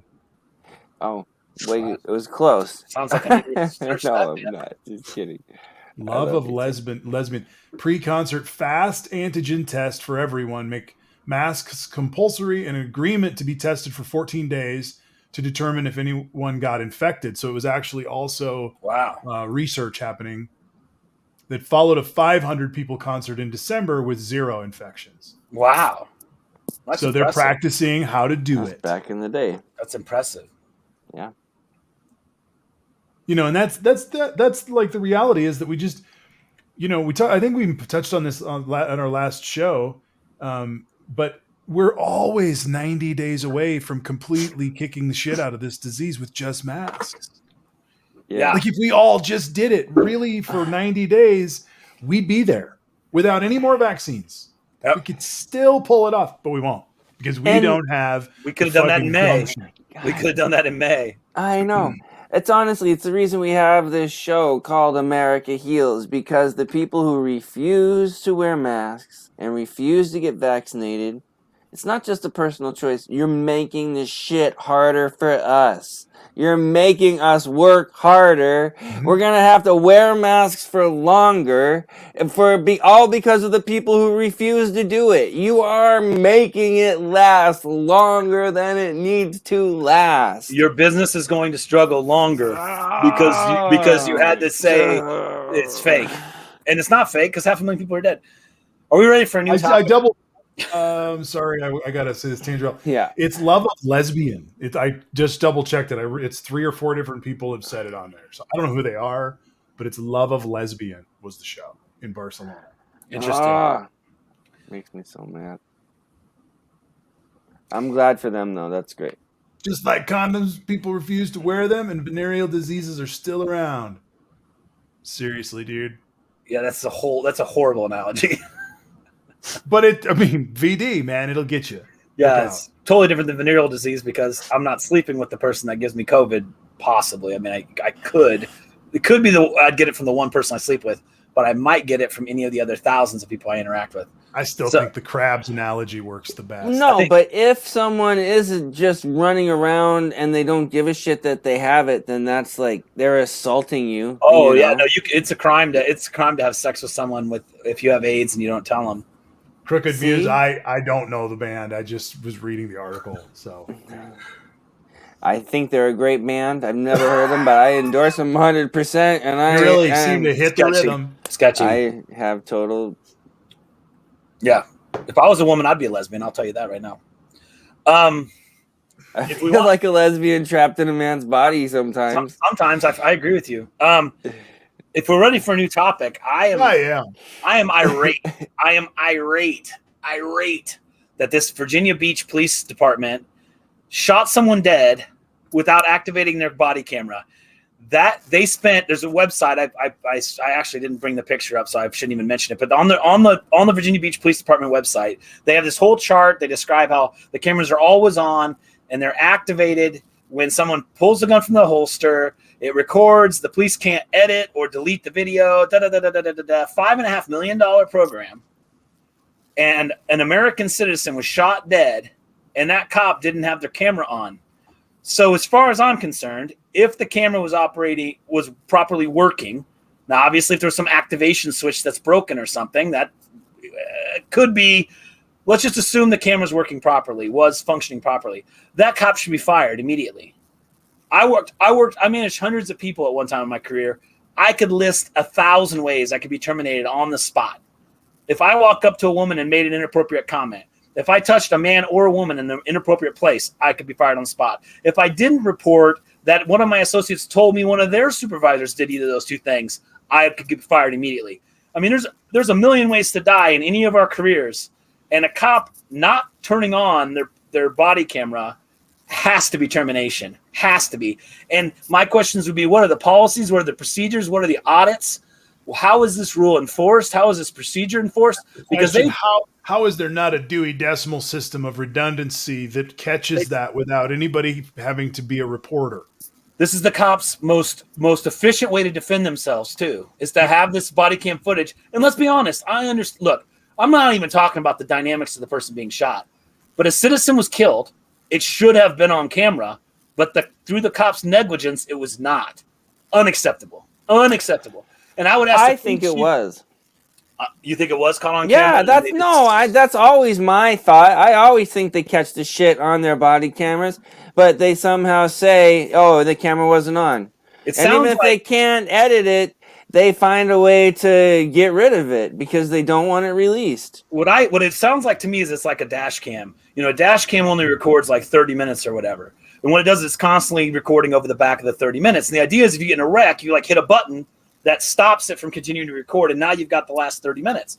So if that's the way those body cameras work, which is what the website seems to say, then this person would have had to either had it deactivated or not hit the save button for 30 minutes after they shot somebody. So what did they do? They took off their body cam, threw it in the cruiser, locked it in the glove box for 30 minutes so it rode over it? I mean, either they actively didn't record it or the camera system's shit. If the camera system's shit, they should get refunded and get the $5 million back. If you spent the $5 million and you publicly say you're going to record everything, it's your requirement to record everything. So what policies and procedures are in the police department? Who was the last person that was written up for not having their camera properly activate? What are the policies and procedures? Because I guarantee it's a lip service thing. It's a rule. It's a rule. They've told people they're doing it. And now, if I were to guess, to be honest, it's probably a major civil liberties infraction, not even just this one shooting, but how many times has a cop pulled somebody over for drunk driving and they've used the body cam footage to show him stumble out of his car and everything else? But then a cop is accused of, I don't know, being too rough with the suspect. Oh, there's no footage of that. We don't have any footage of that. So now something that was supposed to protect us is being used only against us. And I read a report, I can't verify where it came from, but it said that a number of states have no legislation to say that police are required in any way to turn over body cam footage if it captures something incriminating against them, and that in those cases, that is exactly how police departments use them, not to prove the guilt of the officer, but to use them only to prove the innocence of the officers.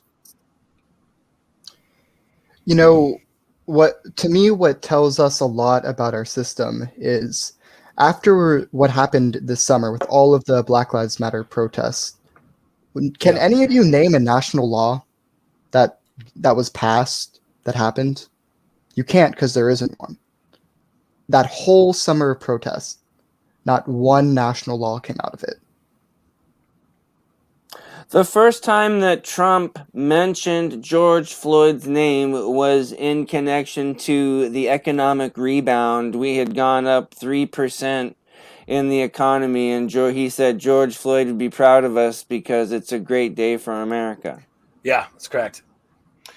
Just to talk about the logistics of body cams for a second, and the idea that, first of all, it doesn't make any sense to me that a police officer, and that the infrastructure of the body cam itself should have an on-off button on the person of the police officer. It seems to me that there ought to be, like there is in virtually every other element of their life, a structure where there's a whole room full of people looking at screens, monitoring things happening, basically policing through video alongside to protect the officers. Yeah, exactly.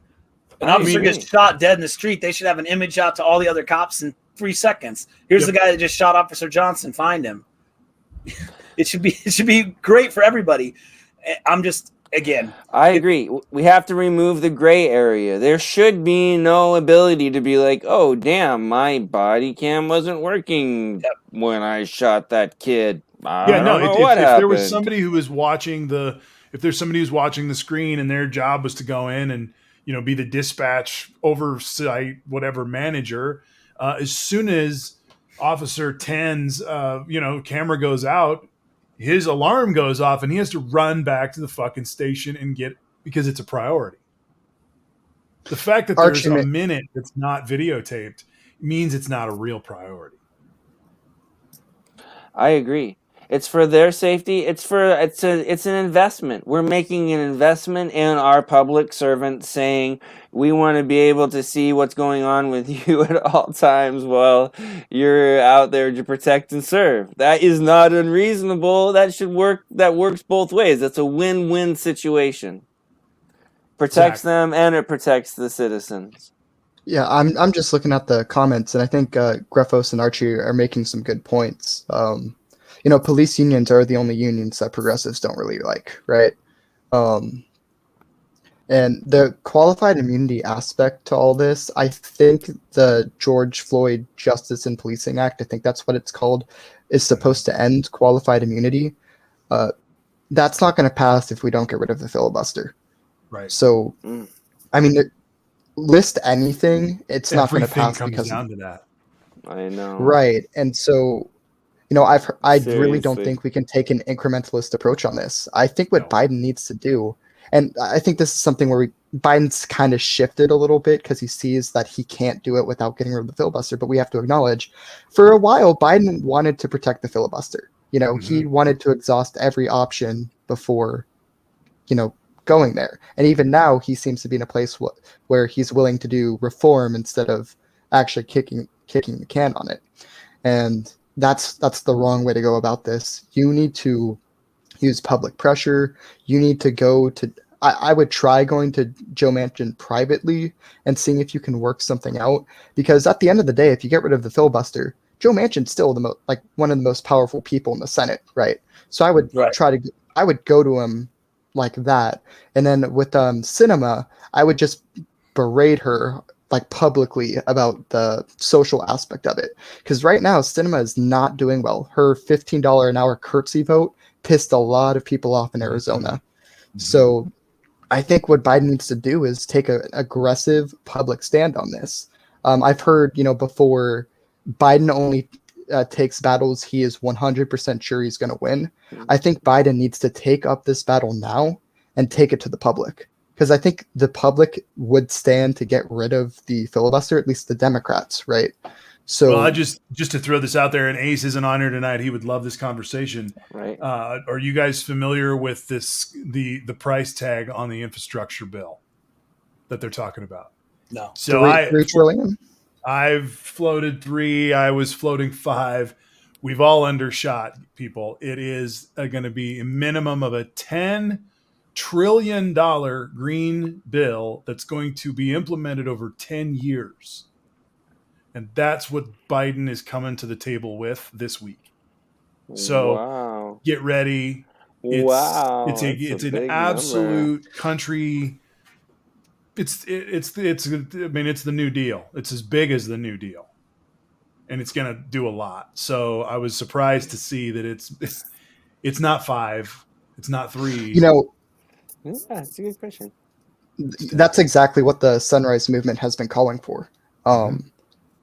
So look, if that's true, I am delighted, right? Yep. If that's what Biden's going to do.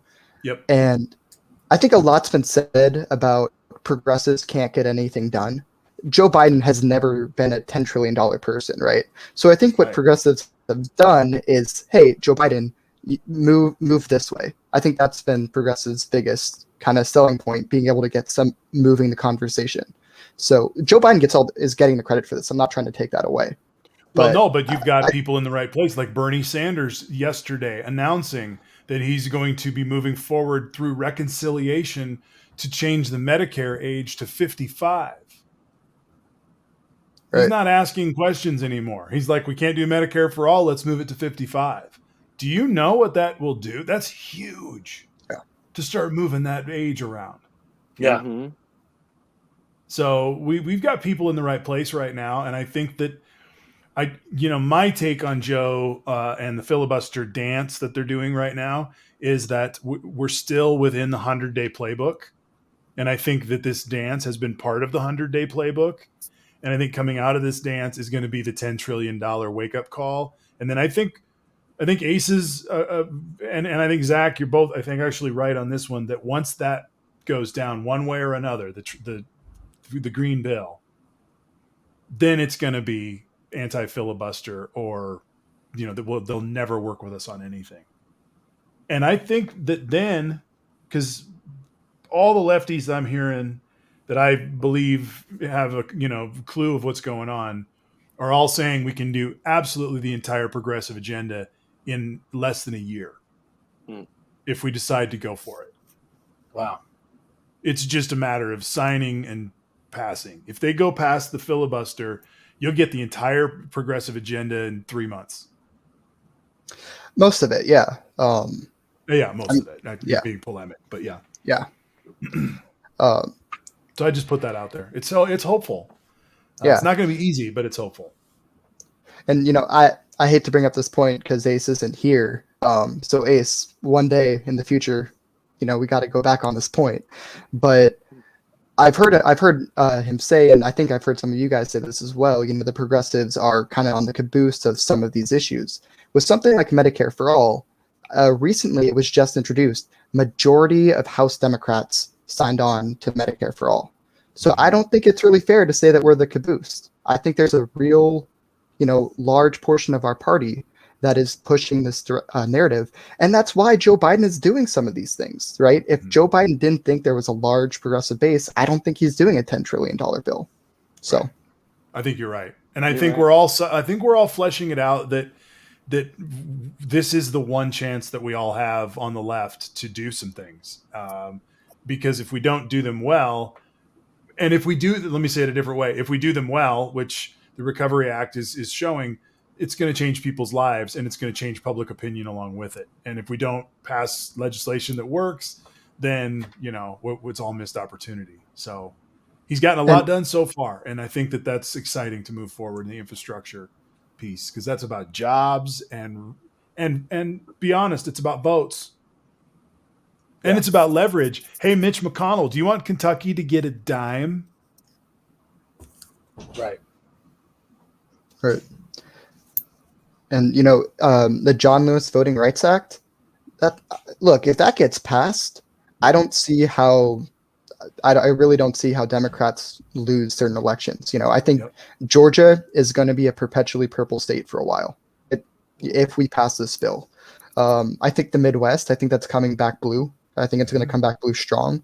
I think the Sun Belt, that's going to be a great place for, personally, I think it's going to be a great place for progressives. I think we have a chance in the Sun Belt, but Democrats in general. So, if you pass the John Lewis Voting Rights Act, not only are you, bringing more life to our democracy, you're helping Democrats out for the long run. Plus, add in DC statehood. Yeah. And, there's just so much that you can do. And this is not tilting or cheating or pushing anything towards the Democratic side. It's called democracy. And if you're losing at democracy, maybe you need to change your ideas. It's as simple as that. That's right. That is the quote of the night, everyone. Really, get your shit together, folks. I do want to ask, Archie asks a good question. I'm going to put it up. Sorry, Tim and Zach. What do you guys think of Trump making his own social media network? How do we keep that from dividing our country even more? Well, so I think like everything that Trump does, it's going to fail and go bankrupt. So I don't think that's too much of a worry for me. It'll be expensive for the user. Yeah. It'll fail, yes, and go bankrupt. Do we really? Let's. What'll be funny is I don't think it'll really divide America. It'll probably end up dividing Trumpers, because what'll happen is it'll consolidate all these conspiracy nuts, and then they won't be able to agree on how we're going forward, and it'll just fracture and fall on itself. That's my prediction. If you don't have people in the group that you can call wrong, then they'll only have infighting, and then that'll just destroy itself and fall over. Right. Plus, people, in my experience, when we've gotten to these huge social media packages, I used to be on a car forum that was extremely active. It was kansascitysubaru.com. It's extremely active car forum. It's dead as a doornail. Because why would I go to that forum and type into a forum and log in just to get Subaru content when now we have a Facebook group and it filters into my feed and I can interact with it at the same time as I'm interacting with all my other friends and all my other social networks that are all on Facebook. So, who's going to be like, okay, I'm on Facebook to look at what my family's doing and friends are doing. Then I go to MAGA Book to just yell about liberals. I just don't think you're going to get people onto another platform like that. Now, Twitter kicking a bunch of people off, I guess that's a draw, right? I really will need to listen to a racist, so I have to log into Trump Book. I personally, it's probably a good thing. Let them all lock each other in the closet. Lock all of them in the closet now. It was a very active car forum. That was, again, as before Facebook took off. That's my point, is I don't think you're going to have a standalone social media. But yeah, again, if you want to talk to Donald Trump, I guess, if you want to see Trump's tweets, you'll have to go to Trump Twitter. And then, unfortunately, the bad news is, whatever it is, right, then the media will be watching it. Yugo forum with belly up. If you guys never knew anybody that had a Yugo, that was a truly trashy car. One of my assistant football coaches had a Yugo, and he weighed over 300 pounds. And it was like watching a 300-pound guy in a Yugo, man. It was great. And, it was... I had a fraternity brother. You couldn't run the turn signal and the windshield wipers. In the rain, you had to choose which one you wanted because they wouldn't run together. I don't know if it was short in the switch or wasn't enough power in the circuit. I can't recall. Oh my God! There's a reason you don't ever see one anymore. Yeah, that was great. Another thing with this: when has anything Trump has said come true? Right. Great question. Yeah. So. The bad news is if he does get it off, what I was saying was that if he does get it off the ground, the media, unfortunately, will regurgitate everything he says on there, and very soon he'll be right back into the mainstream media, unfortunately. Well, we're playing patty cake with Trump right now. I'm still leaving my prediction up that between Wednesday of this week and Wednesday of the following week will be the time when Trump is rolled up for his very first of whatever indictments are coming at him. That's my prediction. That it's coming faster than we think. And I could be wrong. You know, I've been wrong before. I cannot wait. Come on. How priceless would the footage be, though, of him getting rolled up at Mar-a-Lago, just like gently placed into the back did you of hear the news about last night?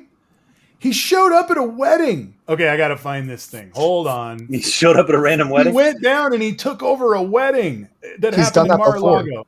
He's done that before. At a Mar-a-Lago wedding? He just crashes weddings? Yeah, no, he does that. I think it had a little more charm when he was the president crashing weddings, but now he's just the guy.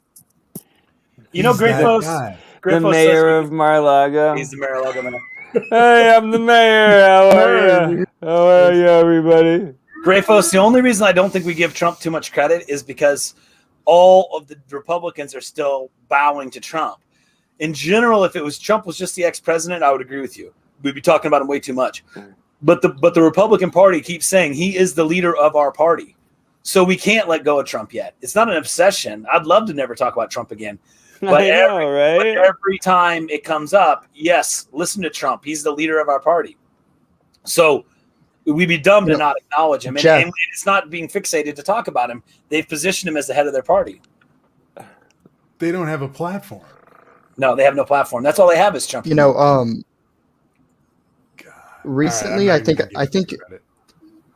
think recently Trump listed out potential successors. I think that's what he's kind of been doing. He hasn't fully committed to not running, but I think he's leaning that way, and he's like talking about who might succeed him. Mike Pence was not on that list, so what do you guys think about that? Interesting. I think that that's probably partially because they don't really get along. I think that Mike Pence hates Donald Trump's guts because his people tried to hang him. Maybe, yeah, but they're still, they still play ball in public, right? They still pretend. But I don't know. Zach, I think the feeling is mutual. I think Trump hates Pence because he thinks he's weak and he didn't ever, really fully endorse Trump having big hands and a big penis and all of that. That's a great question. One of the critiques we've had over these shows has been the bad questions that are asked of candidates by the media because of bias or whatnot. But You Ought to Know asks a really great question, a really great kickoff question for the first county supervisor debate that might be on the local radio station. This is to the whole panel. Where are you at currently on the hanging of Mike Pence? Nice. Jeff? I'm against the hanging of Mike Pence. But that's got to be a question because I'm firmly opposed. Firmly opposed to hanging. We shouldn't be hanging. We got to quit out hanging and get back to just politicking like we used to. This is Republican hour here on PBS. We're against hanging. We're just pro voter suppression, right? That's what we do as Republicans. Oh my goodness gracious! So ridiculous. No food, no water, no compassion, no humanity towards anybody. Once you get in that line, you're a robot, and I expect you to act like a robot. No authority but the crooked governor to appoint his own interim people. Yeah, no pesky boards, just auditors sent in by the governor. That's the way you have fair elections. Yeah. And as much as they hate mail-in voting, they're making it real damn hard to vote in person. Mm-hmm. Right. It's easier to jump through the hoops to vote by mail than to go through all of that. Yeah, I'm going to wait in line for 6 hours and not eat or drink water. Yeah, why not make voting for the president 2 months long and we vote by appointment, go in by ourselves and vote one-on-one in a machine? Why not? Why not make it super available? Why are they doing the opposite? Which beyond the obvious reason.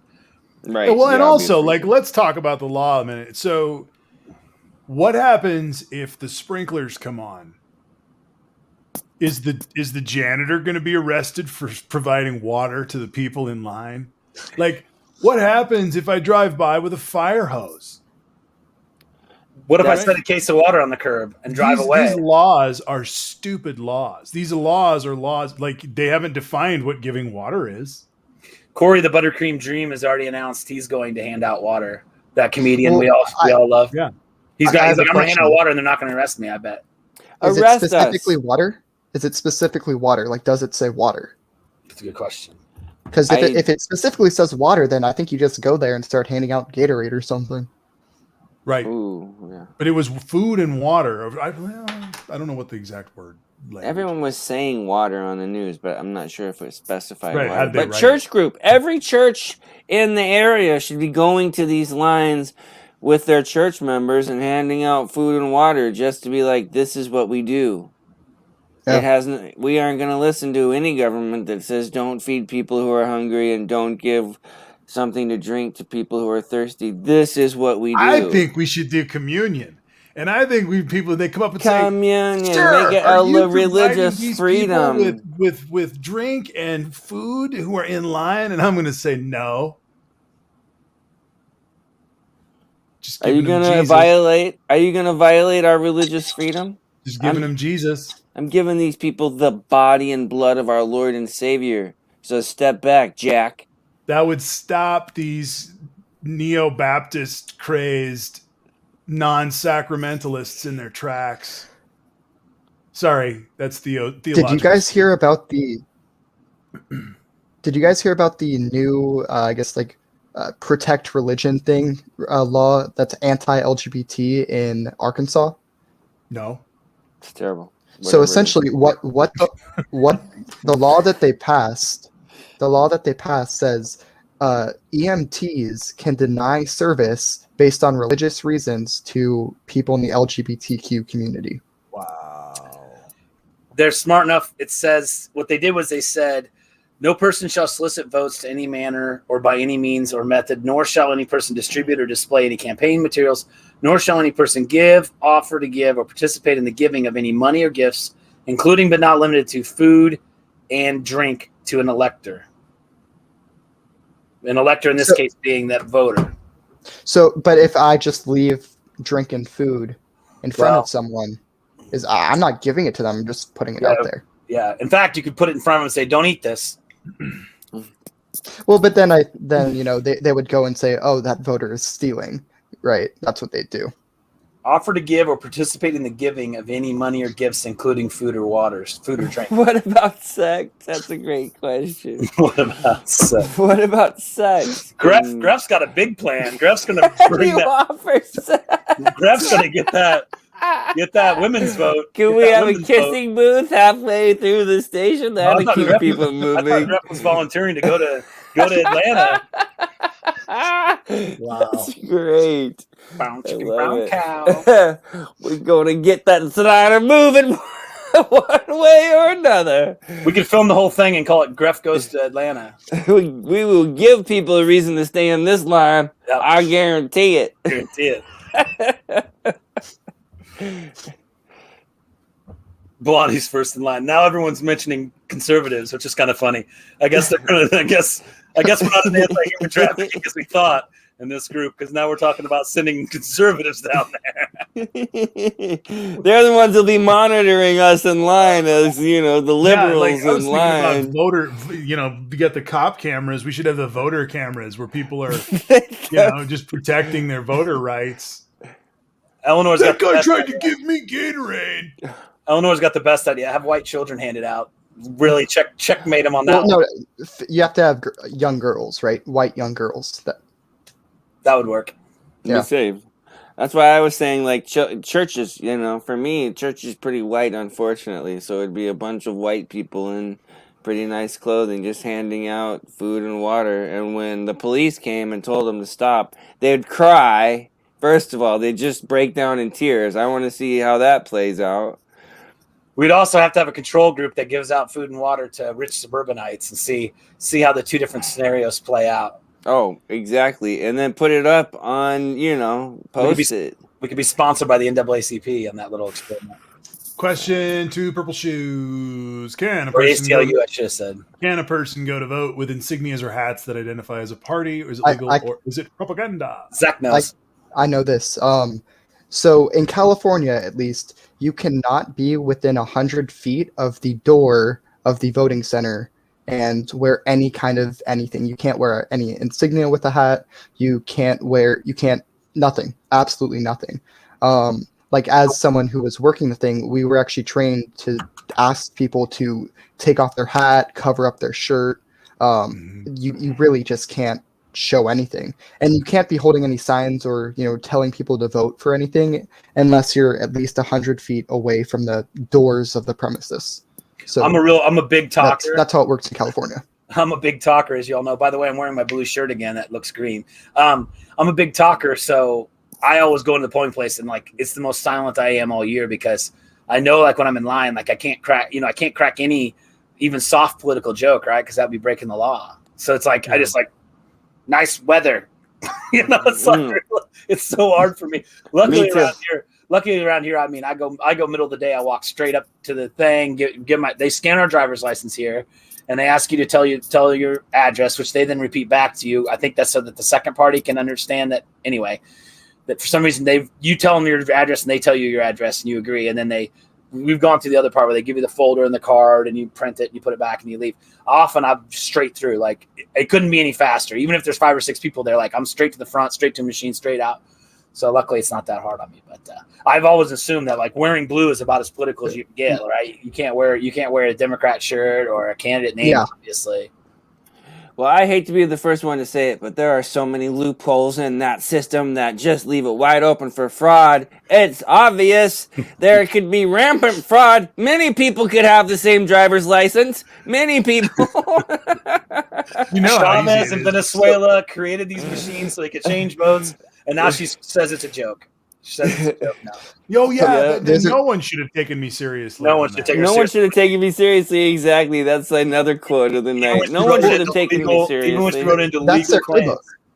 That's their playbook. That's their whole playbook. Is how could anyone have taken me seriously? That's their whole thing.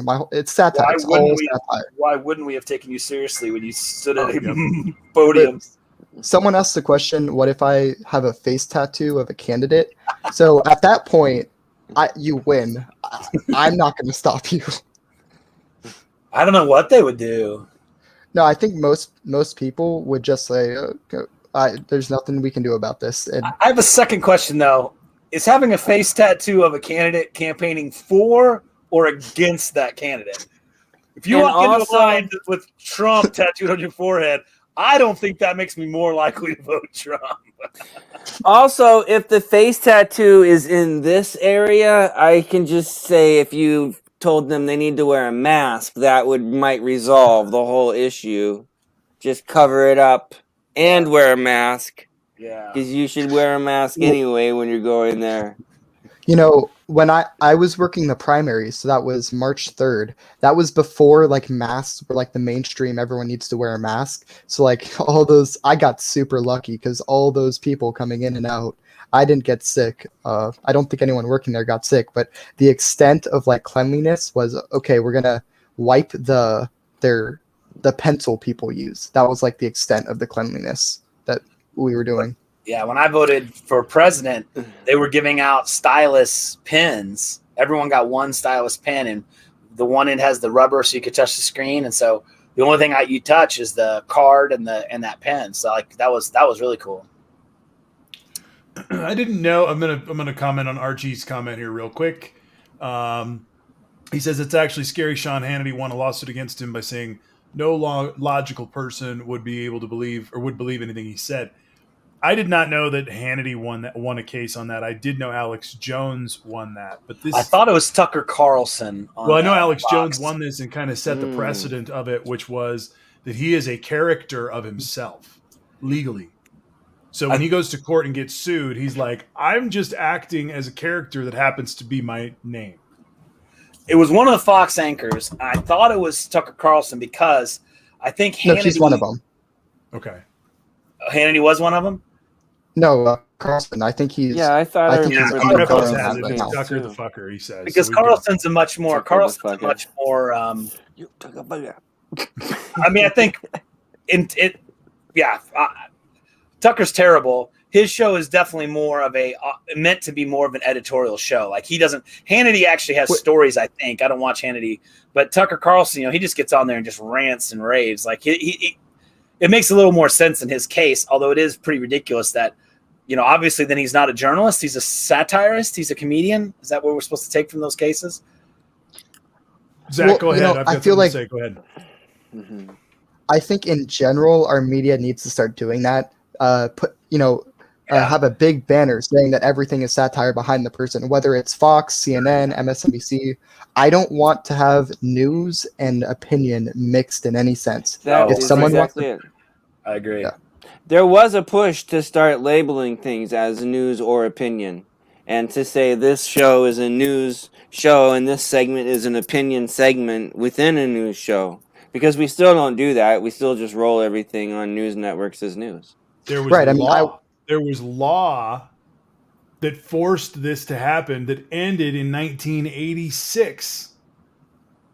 Wow. Okay, this is when and to thumb the nose in the face of everybody who knows what the fairness doctrine is, which Ronald Reagan and Rush Limbaugh and that whole clown show of conservatives got rid of. That was one of the chief things they did at the end of the Reagan administration was the Telecommunications Act, where they got rid of the Fair and Balanced Act, or they got rid of the fairness doctrine. And Fox News comes in because Rupert Murdoch moves over to the United States. They wouldn't let that son of a bitch own a network here until they changed the laws so that he could, because they knew that he was a propagandist. And what did they create? They created Fox News, Fair and Balanced, which was a lie because it's an entertainment show. It is not a news show. There used to be laws that forced networks to have a large percentage of their budget and control of editorial control was all done in the newsroom. That has now changed. That's literally backwards now. But for the longest time, the newsrooms had a credibility because they were getting public airwaves. They were renting our public airwaves from the United States government so they could have their network. Along comes Ted Turner and cable news, and all of a sudden there was another means for people to get to get their news and to get their television, get a lot more channels. Everybody switched over to cable. Part of the Telecommunications Act that allowed Ted Turner and all that stuff to happen allowed for the fairness doctrine to go away. So we need it back. We're on the 30-year backside of a shitstorm of lies and propaganda that people predicted. If you go back and look at stuff that was written about Rupert Murdoch, you will read it said, here's what's about to happen to all of you. And here we are. So sorry for the diatribe on that, but it's such a thing we don't even know about because it's just that far away. And it's also completely pre-internet. Right. So we haven't had a Telecommunications Act deal with this stuff in 30 plus years. It's just been the Wild West in cable news lying media. Yeah. It's also surprising. I mean, obviously I watch liberal news stations are the ones I generally enjoy. And I've realized lately it's because when you go to Fox, it's so bigoted. Like, it's one thing to have CNN focus on the left side of an issue and talk about the left side and rationalize the left side and all that. I get that. I get they have a bias. I'm not trying to say they're fair. But what they don't do is they don't sit there and go, and Republicans across this country hate America. That's not the way. But CNN, every single show, every single hour, they take their time to put in their bigoted claims about liberals and Democrats. It's disgusting. I mean, that's not the way. That's not the way it's supposed to be. I mean, having a point of view and a bias is one thing, but just being purely bigoted and hateful like CNN, like Fox News is just it. Yeah, they should. I mean, they shouldn't be able to act like they're news. I mean, right. I don't have a problem with someone getting on TV and bashing Democrats all day. That's fine, but it shouldn't have the banner of news. Marty's drinking some Maker's Mark with a few small ice cubes in it. Nice. In his Joe Biden inauguration glass. It's a commemorative glass. Woo-hoo. And, Nice. I raised this glass. I don't remember who the guy was who was on here back in mid-November, early November. I just keep going back to that moment. Remember that dude, Jeff? Remember that guy come on? He's just like, we're talking about Joe Biden winning the election, and he said, "We will see." I do remember that. I remember. Remember that shit? Yep. Yeah. I need to go refresh my eyes. I will. Thank you. Yeah. We We will saw. see. We saw. Yeah, I mean, some of them were so sure that they bet people $400 and never That's paid right. them back. So That's correct. That's They correct. did. They did. My buddy made all kinds of bets about Trump. I think he made like 6 different bets. He didn't win a single one. No. Win the same states, win popular vote, win. I mean, he had like 6 different votes. Not lose any states he had before, gain states over what he had before. I mean, I was just like, this is to like, he was saying he would gain. He was one of those guys that was saying he's going to sweep the country. And I'm like, what? He's like, I'll give you the bet that he won't lose a single state he had last time. I'm like, not lose a single state he had last time. In other words, do better than he did last time in every single state. I was like, that seems like a no-brainer. I didn't take it. I would have had. It's crazy. It's crazy. My crazy. banner to MAGA or something. I can't remember what the terms were. I'm like, We I started this show, and we've had episodes where we've had like 200. A lot of episodes where there's about 200 people, some up to 500 people. But some of these MAGA guys were having 2,000-3,000 people a day, heading up into the thing. And what's funny is there's one guy named Brendan Dilley who does the thing, and that guy was so confident. He was like, "It's going to be a 50-state sweep. It's going to be at least a 45-state sweep." Yeah.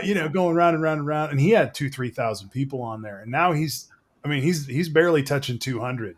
Last time I watched Dilly, he was saying COVID will be gone in 6 weeks. Mark my words. Mm-hmm. And every time I went back in, I said, "Hey, it's been 6 months or it's been a year. It's still here. What do you have to say about COVID or whatever?" I think I finally got blocked. I don't know because I don't even see his broadcast anymore. Plus, you can only really watch a completely arrogant, complete idiot. I mean, Dilly's name should really be Dunning-Kruger. I mean, you have somebody who knows about this much and thinks they're the smartest man in the room. What do you run for? He's a life coach. He's a life coach too. That's the hardest part. Was like, dude, I don't know about. I don't know about that advice. If you guys don't know who Dilly is, just be glad you don't know who Dilly is.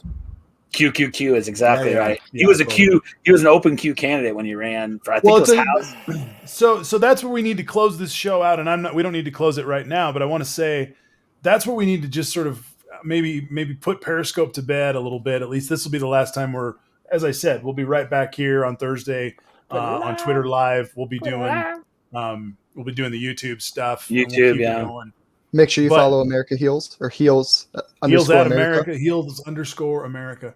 But the thing about Periscope is, there's this old media book says the medium is the message, and Periscope has been a family that we haven't had. It's been friends that we haven't been able to make in person.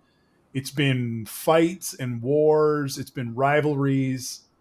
It's a lot of it's been living in a jail yard digitally where all kinds of shit happens and you just kind of make your own way. Just being a little bit reflective about the end of a medium. Probably it's a good thing that it's coming to an end, I guess. I don't know. But live streaming is certainly not coming to an end. Just starting. Kicking off. This is just the beginning. So anyway, just some thoughts about that. Heals America, Twitter and YouTube. We're on. It's Heals with an A. H-E-A-L. Will America Heals be moving to Hops at all?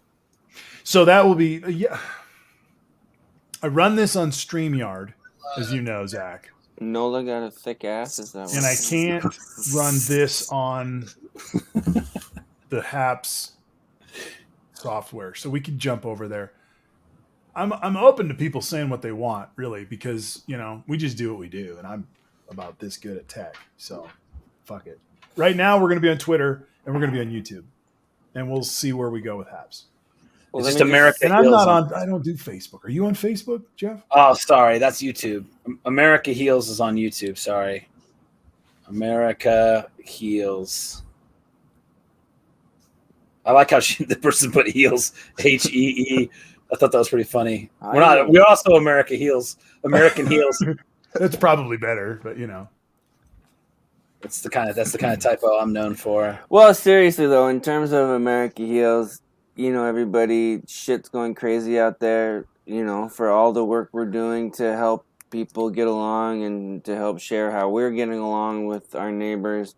There's neighbors that are trying harder than ever to not get along. Let me just commend all of you to do your best to be kind to idiots and assholes, because that's how we're going to win this war, is through love, not through engaging the enemy in hate and hateful rhetoric and violence. Because Fuck that shit, Pastor Tim. Violence just begets more violence, and hate begets more hate. That is a fact. But also, don't be tolerant of intolerance. That's self-destructive. Right. Yeah. So, call bullshit out, though. Yeah, I agree. I think we have to agree to disagree, or difference of opinion. There's times for that. There's also times for, no, you're wrong. The virus is safe. You should be taking it. No, I'm concerned that we're guinea pigs. No, the virus does one thing. It fights one virus, because people are trying to make it akin to like thalidomide or one of these other drugs that had major problems. That's completely unrelated. Vaccines do one thing. They teach your immune system to fight a virus. They either do that well or they don't. They don't cause you to grow a third arm or get cancer. That's not how viruses work or vaccines work. I'm going to piggyback off of I'm going to piggyback off of Kel for a second, and I think we can start loving Republicans when they kick out Nazi and Confederate flags out of their rallies. That's when we can start to talk to them. I agree. Yeah, if you see a Nazi flag, you call that shit out as bullshit and just say, get rid of that bullshit. We're done with that shit.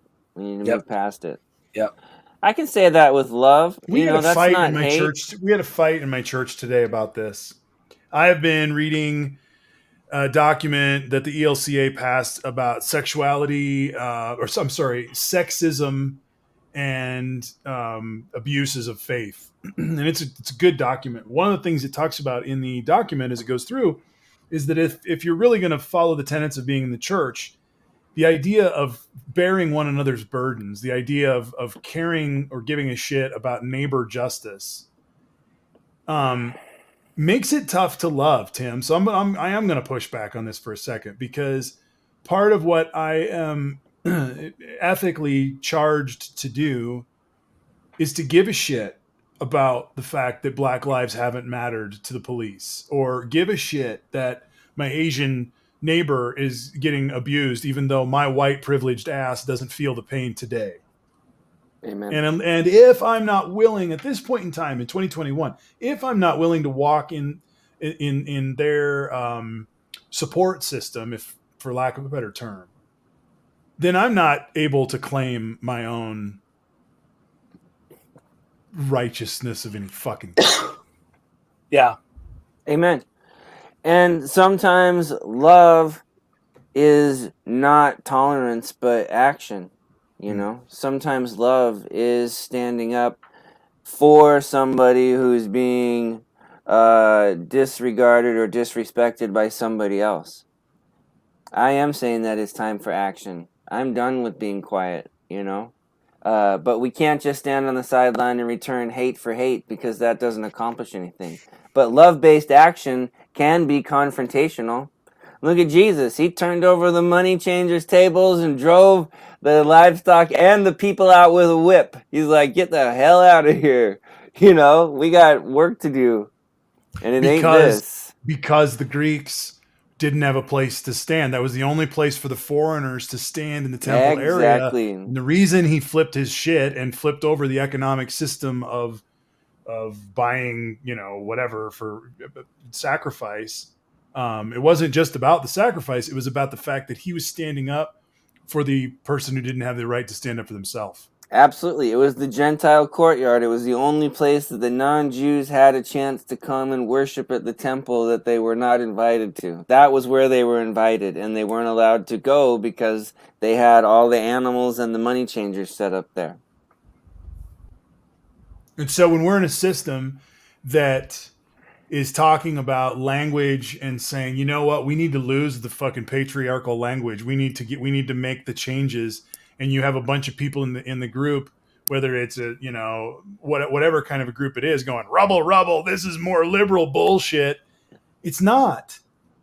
It It's can't not. be, because did you see what happened to George Floyd? Like, dude's life didn't Right. matter. And the time we're making changes now, but the changes we're making now, I'm sure you will agree, are the changes that we are taking with us into defining what the new future looks like. Absolutely. That's why we're bringing it Into up. the path forward. These are the changes we need to make now to forge a new way ahead. So And, you there's know, going to be some fights. Sorry, I would ahead. also I would throw in this twist as well to all of this.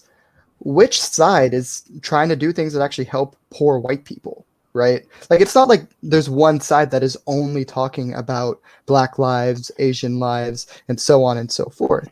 Which side wants to bring everyone healthcare, and which side tried to take it all away? You know, I mean, this is really think about who actually values your life, because it sure as hell isn't the Republicans. I agree 100%. I agree. Who told you to wear a mask and get vaccinated? I mean, who's begging you to do it? It's not the fucking Republicans. They act like they fucking want you to get sick and die for all they care. So Tim, when someone says George Floyd was high on fentanyl, can I just say fuck you, or do I have to have a conversation with them? You can say fuck you, but you have to do it with a dose of love. I'm sorry. I'm sure you don't mean to be a racist asshole, but fuck you. But fuck you. How's that? Was that enough love? I think so. Trying to justify suffocating I a don't man feel on the ground for 8 hate, minutes. you know. Yeah. And by the way, don't? George Floyd's a perfect example. Same with the guy they killed in the streets. It was in New Jersey. The guy who was naked and they put the spit rag on his head and killed him. Those situations, it's just a perfect example of why we need police reform. You just don't always need a fucking hammer. George Floyd was having a bad day. He probably did have some drugs in his system, and he did not want to get in the back of the police car. But all they could do was hammer. All they had to do was change their approach just slightly. Wait him out, maybe. Just take a little time. Take some breaths. You don't have to just force a man into a car. It's 2020. We don't have to force people. It was 2020. We don't have to force people into a car until they're dead. That is not the way the justice system works in America. It doesn't matter what he was Jeff, doing wrong. you're forgetting a very important part of the equation. George Floyd wasn't a white man carrying an AR-15 killing Asian woman. I mean, if he was that, he would have been fine. So true. Oh yeah, then he would have been totally fine. Yeah, and that's the other thing is, why do we show so much? I know it's because the system is like we want to hold them accountable, but why do we show so much regard for these fucking guys with guns who are killing people? And meanwhile, we just act like if a black person dies in the midst of some crime, whether or not they had a weapon, it's no fucking big deal. But some nut job with an AR-15, let's treat him with kid gloves. Hold on, everybody, slow down. You know, hold your fire. Hold your fire. He's surrendering. Protect him. You know, get him in the paddy wagon before people get a hold of him and tear him limb from limb. And you know, I've the videos out there for anyone who wants to go and look this up. I've seen the extended full body cam video of what happened with George Floyd. If you look at what happens before Floyd even opens the car door, the police officer has his gun out, like before he's even outside of his own car. Right. That seems ridiculous to me. I understand that police work can be very dangerous, and that these kind of stops can be very dangerous for the police. I get that. But if you're going to prematurely draw your gun, that is just making any situation worse. Yeah. And then he got nervous, and then he's like, I don't want to go with you guys. And the point is, that was a situation where we didn't need a hammer. We probably needed someone just to calmly start talking to him and say, look, you're a suspect. We need to take you downtown. I mean, he probably could have been cuffed and put in a different vehicle. I mean, things could have been handled. They could have just slowed down. They didn't have to just crush him. I'd like to thank everybody for the comments tonight. I'm sometimes following some of them. I'm not. Yeah. But your comments have been awesome tonight. I know there's a lot going on in there, but just to comment on that. Yeah, the comments are good. Thank you. Yeah, I agree. Thank you. Yep. The problem is that we have a system that dehumanizes people, and we have people within the system who thrive on dehumanizing people. I mean, we reward the hammers in our system, and we rewarded them in an unchecked way until Black Lives Matter forced us to ask questions and take note of the shit that was going down. But the LA riots in '94 didn't change anything. Well, absolutely. I think Grifos has it. I don't know exactly how to say that. Grifos 78 has it here.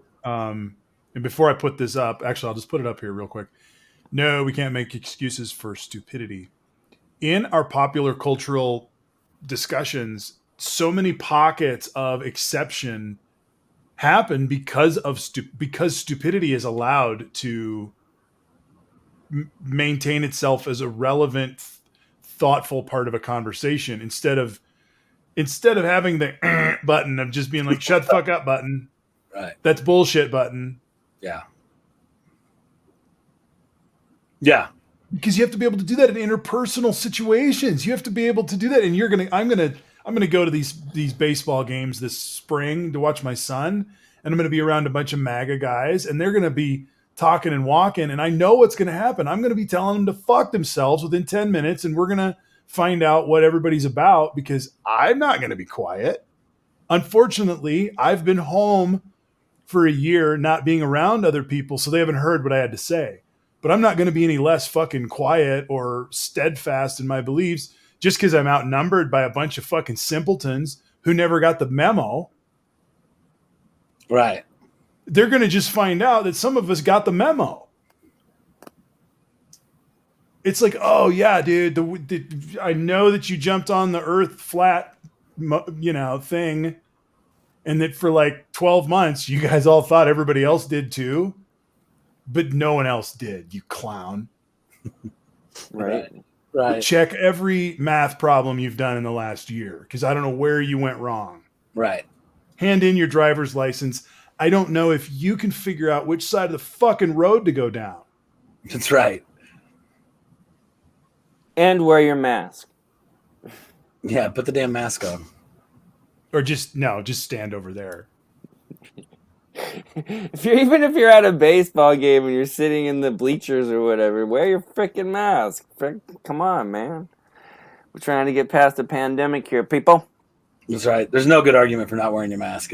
Obviously, if you're on a walk in your neighborhood or something, if you're not around people, that's a good reason not to wear a mask. Every other time, if you're going to be within 6 feet of somebody, you should be wearing a mask. Right. And, I don't think it's that hard to you can have your mask down around here. The second you see someone, put it up over your nose, Like, it's not that hard if you're walking. Right. Make sure it covers your nose, though, because otherwise, what's the point? Your nose holes are connected to your mouth holes. In case some people don't understand. Still drives me crazy. You breathe through both holes. So wait, what? Yeah, dude. Nose hole, mouth hole. Now, horses, they're not, ironically. Horses have a stomach hole and a breathing holes, but humans, they're connected. But you shouldn't eat through your nose. You should not eat through your nose. That is painful. I'm clearing it up for these people, these right-wingers. You had to do breathing exercises late at night. Yeah. You can't leave things just hanging out there. You have to clarify. Right. I don't know what other animals have they breathe through the nose and eat through their mouth. There's got to be a lot of different animals that do that. I'll research it. I'll get back to you guys. I have another thing. This is if this is okay, kind of jumping on the topic. What do you guys think about what's happening with the Suez Canal? It's insane. It's mind-boggling. First of all, I had no idea. The whole thing's just earthen. It doesn't have a berm. It doesn't have a wall. It's just you evidently just take a cruise through the desert, and all these boats go through it, and it's 2 lanes. It's 2 lanes. Can it not be 4 lanes? Why is it only 2 lanes? And there's so many questions. And there's so much commerce getting shut down from it. There's like a Reddit today I saw. There was like so many ships. Do you guys know too? And they got it freed. Tangerella is saying they got it free. They freed it. Well, wow. It looked like they had one backhoe digging it out. Did you guys realize when large boats get near each other, they draw towards each other because when they're so large, they're jetting so much water out the back. It's more water than like just comes from under the boat. So it pulls water under the boat to go under the props. So when 2 large boats get near each other, they naturally suck towards each other. So you have to have some amount of space, and they may even have to give a little rudder to avoid each other because they'll naturally try and pull towards. Honestly, that big of boats, they probably produce gravity. That much mass, they probably do too. They probably have gravitation. I mean, those things are massive. And it was fully loaded.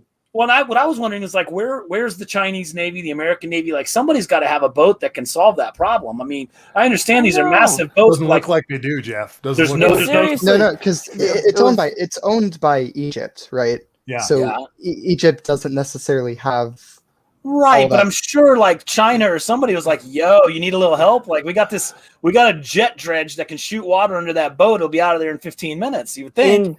In 2 days, it But- had cost $1 billion in delays. After 2 days, and I saw the same thing. I'm like, are you kidding me? All they've got is one backhoe and 3 tugboats to work on this situation. It's $1 billion situation, but we only got 3 tugboats and Right. one backhoe to try and dig this fucker out of here. Look, I'm just a dumb guy in Kansas, but maybe like 50 tugboats could help. I mean, I don't know. For $1 million, you could probably get some bigger boats involved to try to get that guy unstuck. I could be and wrong. I Too, heard but one side of that canal is just dirt, right? I mean, couldn't you not cut a new lane around that boat for a few weeks? I mean, there's got to be about. God. That's 50 a $2 million solution right there. I predict the Suez Canal will soon be 4 lanes. Just mark my I do word. too. I think Yeah, it's probably I gonna be see four a lanes real Suez Canal widening project coming partially in free. Oh, next. Tangerel says, "Oh, Andrew sorry, says partially free." freed. Well, is partially freed? Is the canal partially open, or Can those oil tankers get around now? Yeah, Like partially free doesn't sound the same as free. All right, I'm going to use this moment to be a little politically opportunist and say Yeah. this is why we should get away from oil and start doing renewable energy, where we don't need to Amen, brother. rely on these global shipping networks that have choke points. Right? I mean, the Suez Canal doesn't necessarily connect the American shipping lane, but what happens if the Malacca Straits gets clogged It up does. for It whatever does. reason? I do believe actually it does, because if you're coming from India, don't they come through the Suez to us, or do they go around through the Panama Canal? They think go so. through the Malacca Straits. Yeah, they're pulling it out right now. They're pulling it. Where's the Malacca Straits? Indonesia, Singapore, that area. Well, yeah, but they got it. Well, then they just go to the port of Long Beach. They don't have to go through the Panama Canal, do they? They go to Long Beach. Yeah. You don't have to go through the port of New Orleans. This just in, we've got 6 tugboats on the situation, and we're making some progress. Yeah, I got a quick question. We're lucky You're country. you're an Atlantic and engineer. Pacific Coast, by the way. We're lucky to have. They could just go the other way to us. You're an England, engineer. England was adding 5,000 miles to the trip for their goods from like Bangladesh to England. It went from like 7,000 miles to 12,000 miles. You have to go around the horn without Yep, that you canal. You have to go go all the way around. See the image of the traffic going around the horn? They have like a satellite image of all the boats going around, Wow. It's insane. like a computerized image, right? Like a flight tracker. Right. There's just like this like brown Okay, stripe. wait a minute. So some boats just took off. They were like, "Fuck it, we gotta go." Others Yeah. stayed there. Oh, have you seen the anchorage? It's ridiculous. Yeah. Yeah. I don't even know how they do that. There's 3 of them together. Because Mhm. obviously you can't anchor every boat out, because then like the wind shifts and they'll slam into each other. So they've taken like groups of 3. Do all 3 have their anchor down, or the one Right. boat's anchor's holding all 3 boats? All 3 have their anchor down on both ends, and they have those big rubber bumpers between the ships so that they can flex between each other. But they all 3, and that way that's their most stable. That's They like have a an little aft island. anchor? They have an All aft- Totally, yeah. all 3 Otherwise, are you would be together. drifting all over the place. So they Wow, just that's fucking that's news to they me. go down and set down, and they're like, we can't Wow. move. Wow. There you go. Learn something new. Of It's crazy, man. course, if they can't move, why do they group up? Why wouldn't they all just be parallel? I don't know. Anyway, something's going on. Uh, There's a lot of boats but out it there. looks like a war. It looks like a freaking naval, maritime, Everyone's, getting ready to launch the And war it's, campaign. It's a lot of paper products. everyone's Yeah, no, freaking this- out. But you know what, guys? The port of Long Beach was on strike. The crane operators were on strike for what? A year? And that port got extremely backed up. And guess what? It made a few things a little more expensive. I mean, the truth is, it's just not as critical. I don't think it's as critical as people are making it sound, personally. Yeah, they It's not can as- get around. Yeah, 2 Well, weeks. The Suez Canal is much more critical to Europe than it is to America. Yeah. So, like for I think the main audience watching this show, it's not going to have too much of an impact on you. No. But if you're from Europe, you might see like a very temporary. Yeah. Yeah. The supply. You got to remember the supply chain. You know, you got things at every step. And so when this step stops, there's still goods that were being unloaded this whole time, right? Whatever goods have been held up, Right. still pulling containers out of the shipyards while this was happening. So now what happens is you got to put it in the shipyard, you prioritize. My favorite part of the story. Will absorb a pretty good hit, to be honest. But my favorite part of the story was that they were. I just loved the fact that they kept saying that they kept talking to the Japanese shipping company owner, who were like, "Yeah, we're working on it," and I was like, "Isn't there somebody at the Suez Canal that runs the Suez Canal thing?" Like, I remember watching ships go up and down the Mississippi River, and I don't know, it just seemed like they're smaller barges, but once you're in the lock and dam system of a canal, there's rules. Like, there isn't a lot of play. And so for this to have happened, like, how the fuck did that happen? When you've seen the satellite picture, they did like a circle, and like at one point it drew a dick. I mean, like, I don't know what it was doing, but like, shouldn't it have just been going through? Was it a wind situation? Yeah, so that is a notoriously windy area where ships generally know how to, course correct. Like, it's not something that's super hard to navigate, right? You don't see the Suez Canal getting blocked every day. No, it's yeah, it's a straight shot. It's straight straight. Yes. Well, but they usually do need to make some adjustments for the wind, but like most they normally do that. From the footage that I saw with like the satellite tracker, it almost looked like the person over adjusted for the wind and then made a hard turn to like correct his overcorrection, and that's how he ended up stuck like that. It's going to be interesting to see what really happened. There is satellite. You've seen the satellite picture. For some reason, how they were moving themselves around. They actually drew a penis and testicles. I mean, that's what it's called. I mean, unless that's a doctored image, that's the one. I like too the Tangerella. It's like the bridge near my house that rental trucks constantly get stuck on. Oh, there's that one. Is that the bridge? Because there's one bridge in America where, I mean, it gets hit like daily. They have sirens, flashing lights, big yellow steel bars, and just come under the rider truck. We'll play that. We'll play that Thursday. We'll play that new town. Don't come on this road. Oh God! And then literally, they got flashing lights. I mean, I think there's even a sign that just says something like, "If you don't know, you're way too tall." Like, it just everything says don't do it, and like a truck will like almost make it and just skin its entire roof off, just all the way down. They get caught underneath like a sardine can. Just take the lid right off of it. Somebody's got like their house camera just pointed at it just for the lulz, because it's like daily someone gets caught under this bridge. Well, I like how one of the first ideas, well, let's unload some of those crates on there, and that way we'll lighten the load. And they're like, no. Because it's fully loaded, if you try to monkey with any of the crates, the whole thing could fall one way or the other on its side. Right. So I'm like, are you digging what I'm saying? That shit's insane, man. It's like as big as a city, and it's ready to fall over if you mess with any weight on either side. I mean, shit. That's about a sticky situation. What I was going to ask Jeff is in days when there are accidents on the job site as an engineer, in your experience. All right, I'll get it. I would just imagine there's a lot of yelling. Yeah. Oh my God. So that guy, I don't know if you saw that guy here. We'll start that one over. That one was pretty great for a couple reasons. No. I love this technology. This is my favorite thing to do. The red light. Okay. It's 11foot8.com. Apparently, if you want to watch this at all times, apparently watch this guy. Yes. Scary. Oh, almost. See what I mean? It's always like scary. Backs up. And it just Watch this. Watch this. Boom. It's that car. Again. Hit the it guy's again. honking too. The guy was honking. Beep. He's just rolling back too, like he's completely lost all ability to drive his car. You know what else? He's not going to pass the drug test. Well, case number 35. 11-8.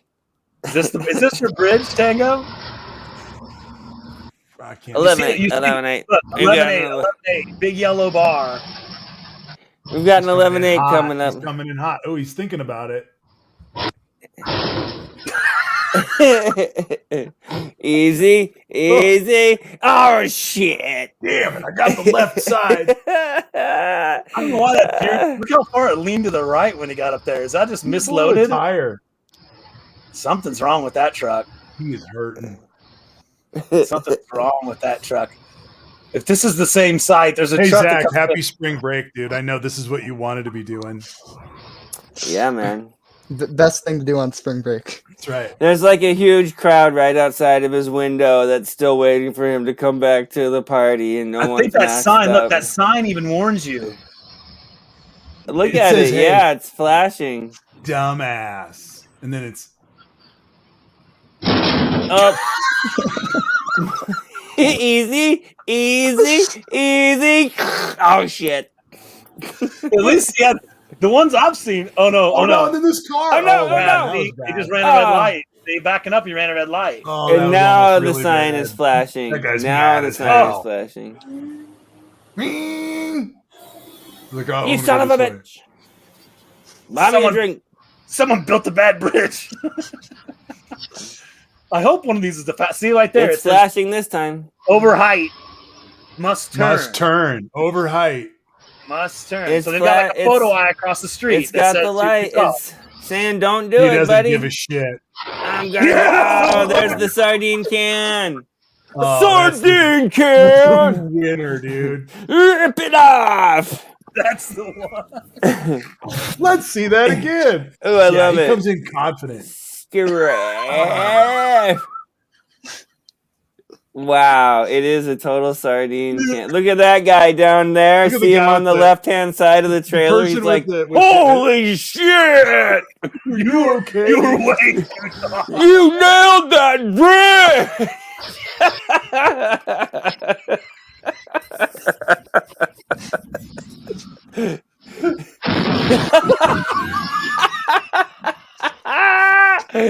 Oh god, it's Everybody's got priceless. their umbrella on.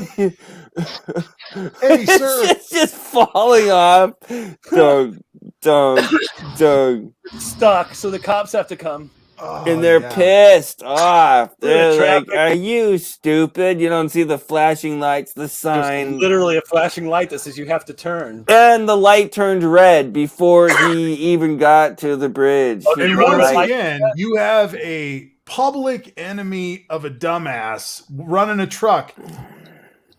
Pretty Yeah. light police force, man. Seriously. And this requires recovery equipment. Expert recovery equipment. 2 hours after the crash, of course. Well, it looks like they just probably got under it and pushed it out. Just gave it more force. Oh yeah, look, it's the mega tow truck in the front of it. I mean, I would have let all the air out of the tires. That's a classic 4-year-old Me salute. too. Yeah. Drop the front air out of the tires, back it out, and then pump the tires back up. But Drive away. And then drive away. I hope nobody saw anything. I didn't do that. Do you think anybody noticed? he opens the back, throws the roof in. There's like teddy bears flying out the top of the fucking trailer as he goes down the Maybe they did- highway. you know what? Maybe they did cut those front tires down. Maybe because he's barely off the ground. Oh, Greffos has it right. This is all Biden's fault. He made that bridge too low. He did. Oh yeah. Brand new Green- bridge too. Yeah, Green New They Deal. designed wouldn't be a it. problem. Oh man, look at this guy. Like, what? And now where's he gonna go? He's gonna try and come out where this cop is, I assume. Oh my gosh! I have to be While they're honest, doing this, recovery- some other guy's just going to come flying in there. yeah, the other way. While they're doing it, the semi with the top ripped open, and another semi just passes right by. I hope this will have the one. I hope this has the one I Oh was thinking about. god! There's one where It's it's got a just the fiberglass. instant the cops pull out, like 2 Those seconds cops are later. so ready to get out of there, too. They They're like, hate this sucks. shit. They Oh, hate man. this part, you know. Yeah, I've heard more than one cop say, if you want to lose all faith in humanity, direct traffic for 5 minutes. Oh, They're no like, it is kidding. so worth. If you ever want to No. if you ever want to have fun with a cop, tell them that joke. Every cop I've ever met, you tell them that, they're like, oh, you just would not believe it. That guy stayed for the whole show. He was just there, like, watching for 2 hours. You Local totally reporter. Oh, God, he nailed that bridge. This was on the news. Hey, later new that guy. night. you hear about this guy? Gee, look at that fucking trailer, man, shit. Under it. It was like a tin can, man. Oh, that You cop. didn't see the lights. I don't know. You didn't see the lights. The lights are between the one that tells you too tall. They're between the What stoplights. state is this in? I don't know. Tango was saying it's your house. Signals Is this the one flashing. near- The warning sign is flashing. God, Stop. you're- The light. Uh-oh. Okay. Oh wow! All right. Yay! Oh. And then- The very next car. And then right behind him, 3 minutes minutes later. later, the sign is flashing again. Oh, this is gonna be Don't good. go. Oh, Big Blue. Oh, Oh he wow! figured it out. Yeah. Oh man, that's a tough that's gonna turn that's though. gonna hit the curb, He's gonna I take believe. out that little. Yeah. Oh, you got it. That's like me on Grand Theft Auto right there. Oh, he went on the curb. he figured it out. But But wait, wait. No, don't go. The light is flashing. It's a red light. There is another truck. uh-oh. Oh Uh-oh. shit! No. Uh-oh. Easy. Oh. Son of That wasn't even close. That car, like, did the car honk to be like, no, don't do it? Dumbass. I see this getting worse. No, he's got to back out and go around. He has no option. Put a nice little dent. Oh, this guy. This guy's a. So great. That guy saved this guy though. I think he did. He hit the curb. He didn't have that turn planned. Just another day at the 11-8 bridge. Well, it's wonderful, and this is, There's one where it's a fiberglass roof, like on a straight truck. You know, they have fiberglass roofs so you can see inside. Yeah. And it just shatters off like snow off of a car roof. It just all everywhere. fiberglass. And all this guy wants to do is pull off so he can see the damage that he did to Yeah. You can make up a The, story. It's like, oh no. $200,000 piece of equipment he's Yeah. been pulling around. I was parked at lunch and this hooligan jumped on my truck and hit it with a bat. Oh! Oh! I love it. That was catastrophic. This might be the was fiberglass one. insane. This might be the fiberglass one. Flashing. It's flashing. Look up. Oh, yes, You totally. made it. That is the sardines. Pedal down, you made it. Go! You can do it. Don't stop for nothing. I told you can make it. You Go. made it. Go! That was No one saw. Just keep going. He's just continuing on. Oh, not a Oh, rental truck wow. with a This car is- tailgating it. This is going to be terrible. And it's snowing. Watch this. Boom, boom. Oh, my God. Do you think they'll get the deposit back on that rental? Holy Whoa. moly. What? What was What's going that? on with this I don't bridge? feel good. What did that person No, not a fire engine. Ah, woo. Call yeah, another ladder. fire do? engine. Something's not going to make it under. One of those things. Yeah, right in front of a cop car. Oh, I lost on my ladder.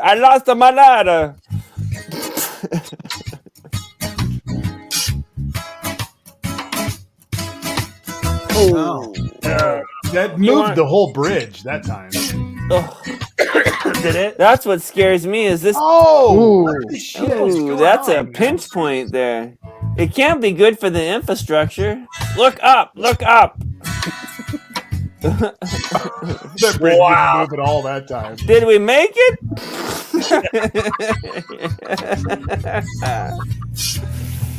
Gonna need a new box. Oh, Ouch. That Oh, didn't work no. at all. Back it up. He's dead. That's it. Oh The my car- God, truck look at is the done. gases. It's fire. Oh, It's on shit. fire. Oh my God! Run for your lives! It's got He's got his- explosive propane. There's my lunch. cocaine. Please don't let it burn. Please don't let my cocaine burn, All right. officer. All right. What was on fire? I didn't even know there was a fire possible. It's a propane tank. For the air conditioner or something? For the freezer? No, for the meth operation. All right, party people. We're wrapping this up. All right, man. Bro, we're way late. Love you guys. Late. I'd like to thank everybody for being part of it. See you next time on America Heals. We'll be back on here Thursday and next Sunday as well for Easter. On Easter Sunday, it'll be a good day, and we'll be moving around. So, good day. May have my stepdad on. We'll see if he wants to be on. Yeah, let's have some fun with it. Thank you, everybody. Thanks for partying with us, and have a great night. And thanks for watching America Heals. Hope to see you next time. Please try to seek us out and tell your friends about it. We're going to keep trying to grow this thing. Rest in peace, Periscope. Thanks for the memories, and onward and upward. Bye, peace. So Watch out for low bridges. watch Be out good. for low bridges, and rock on, everybody.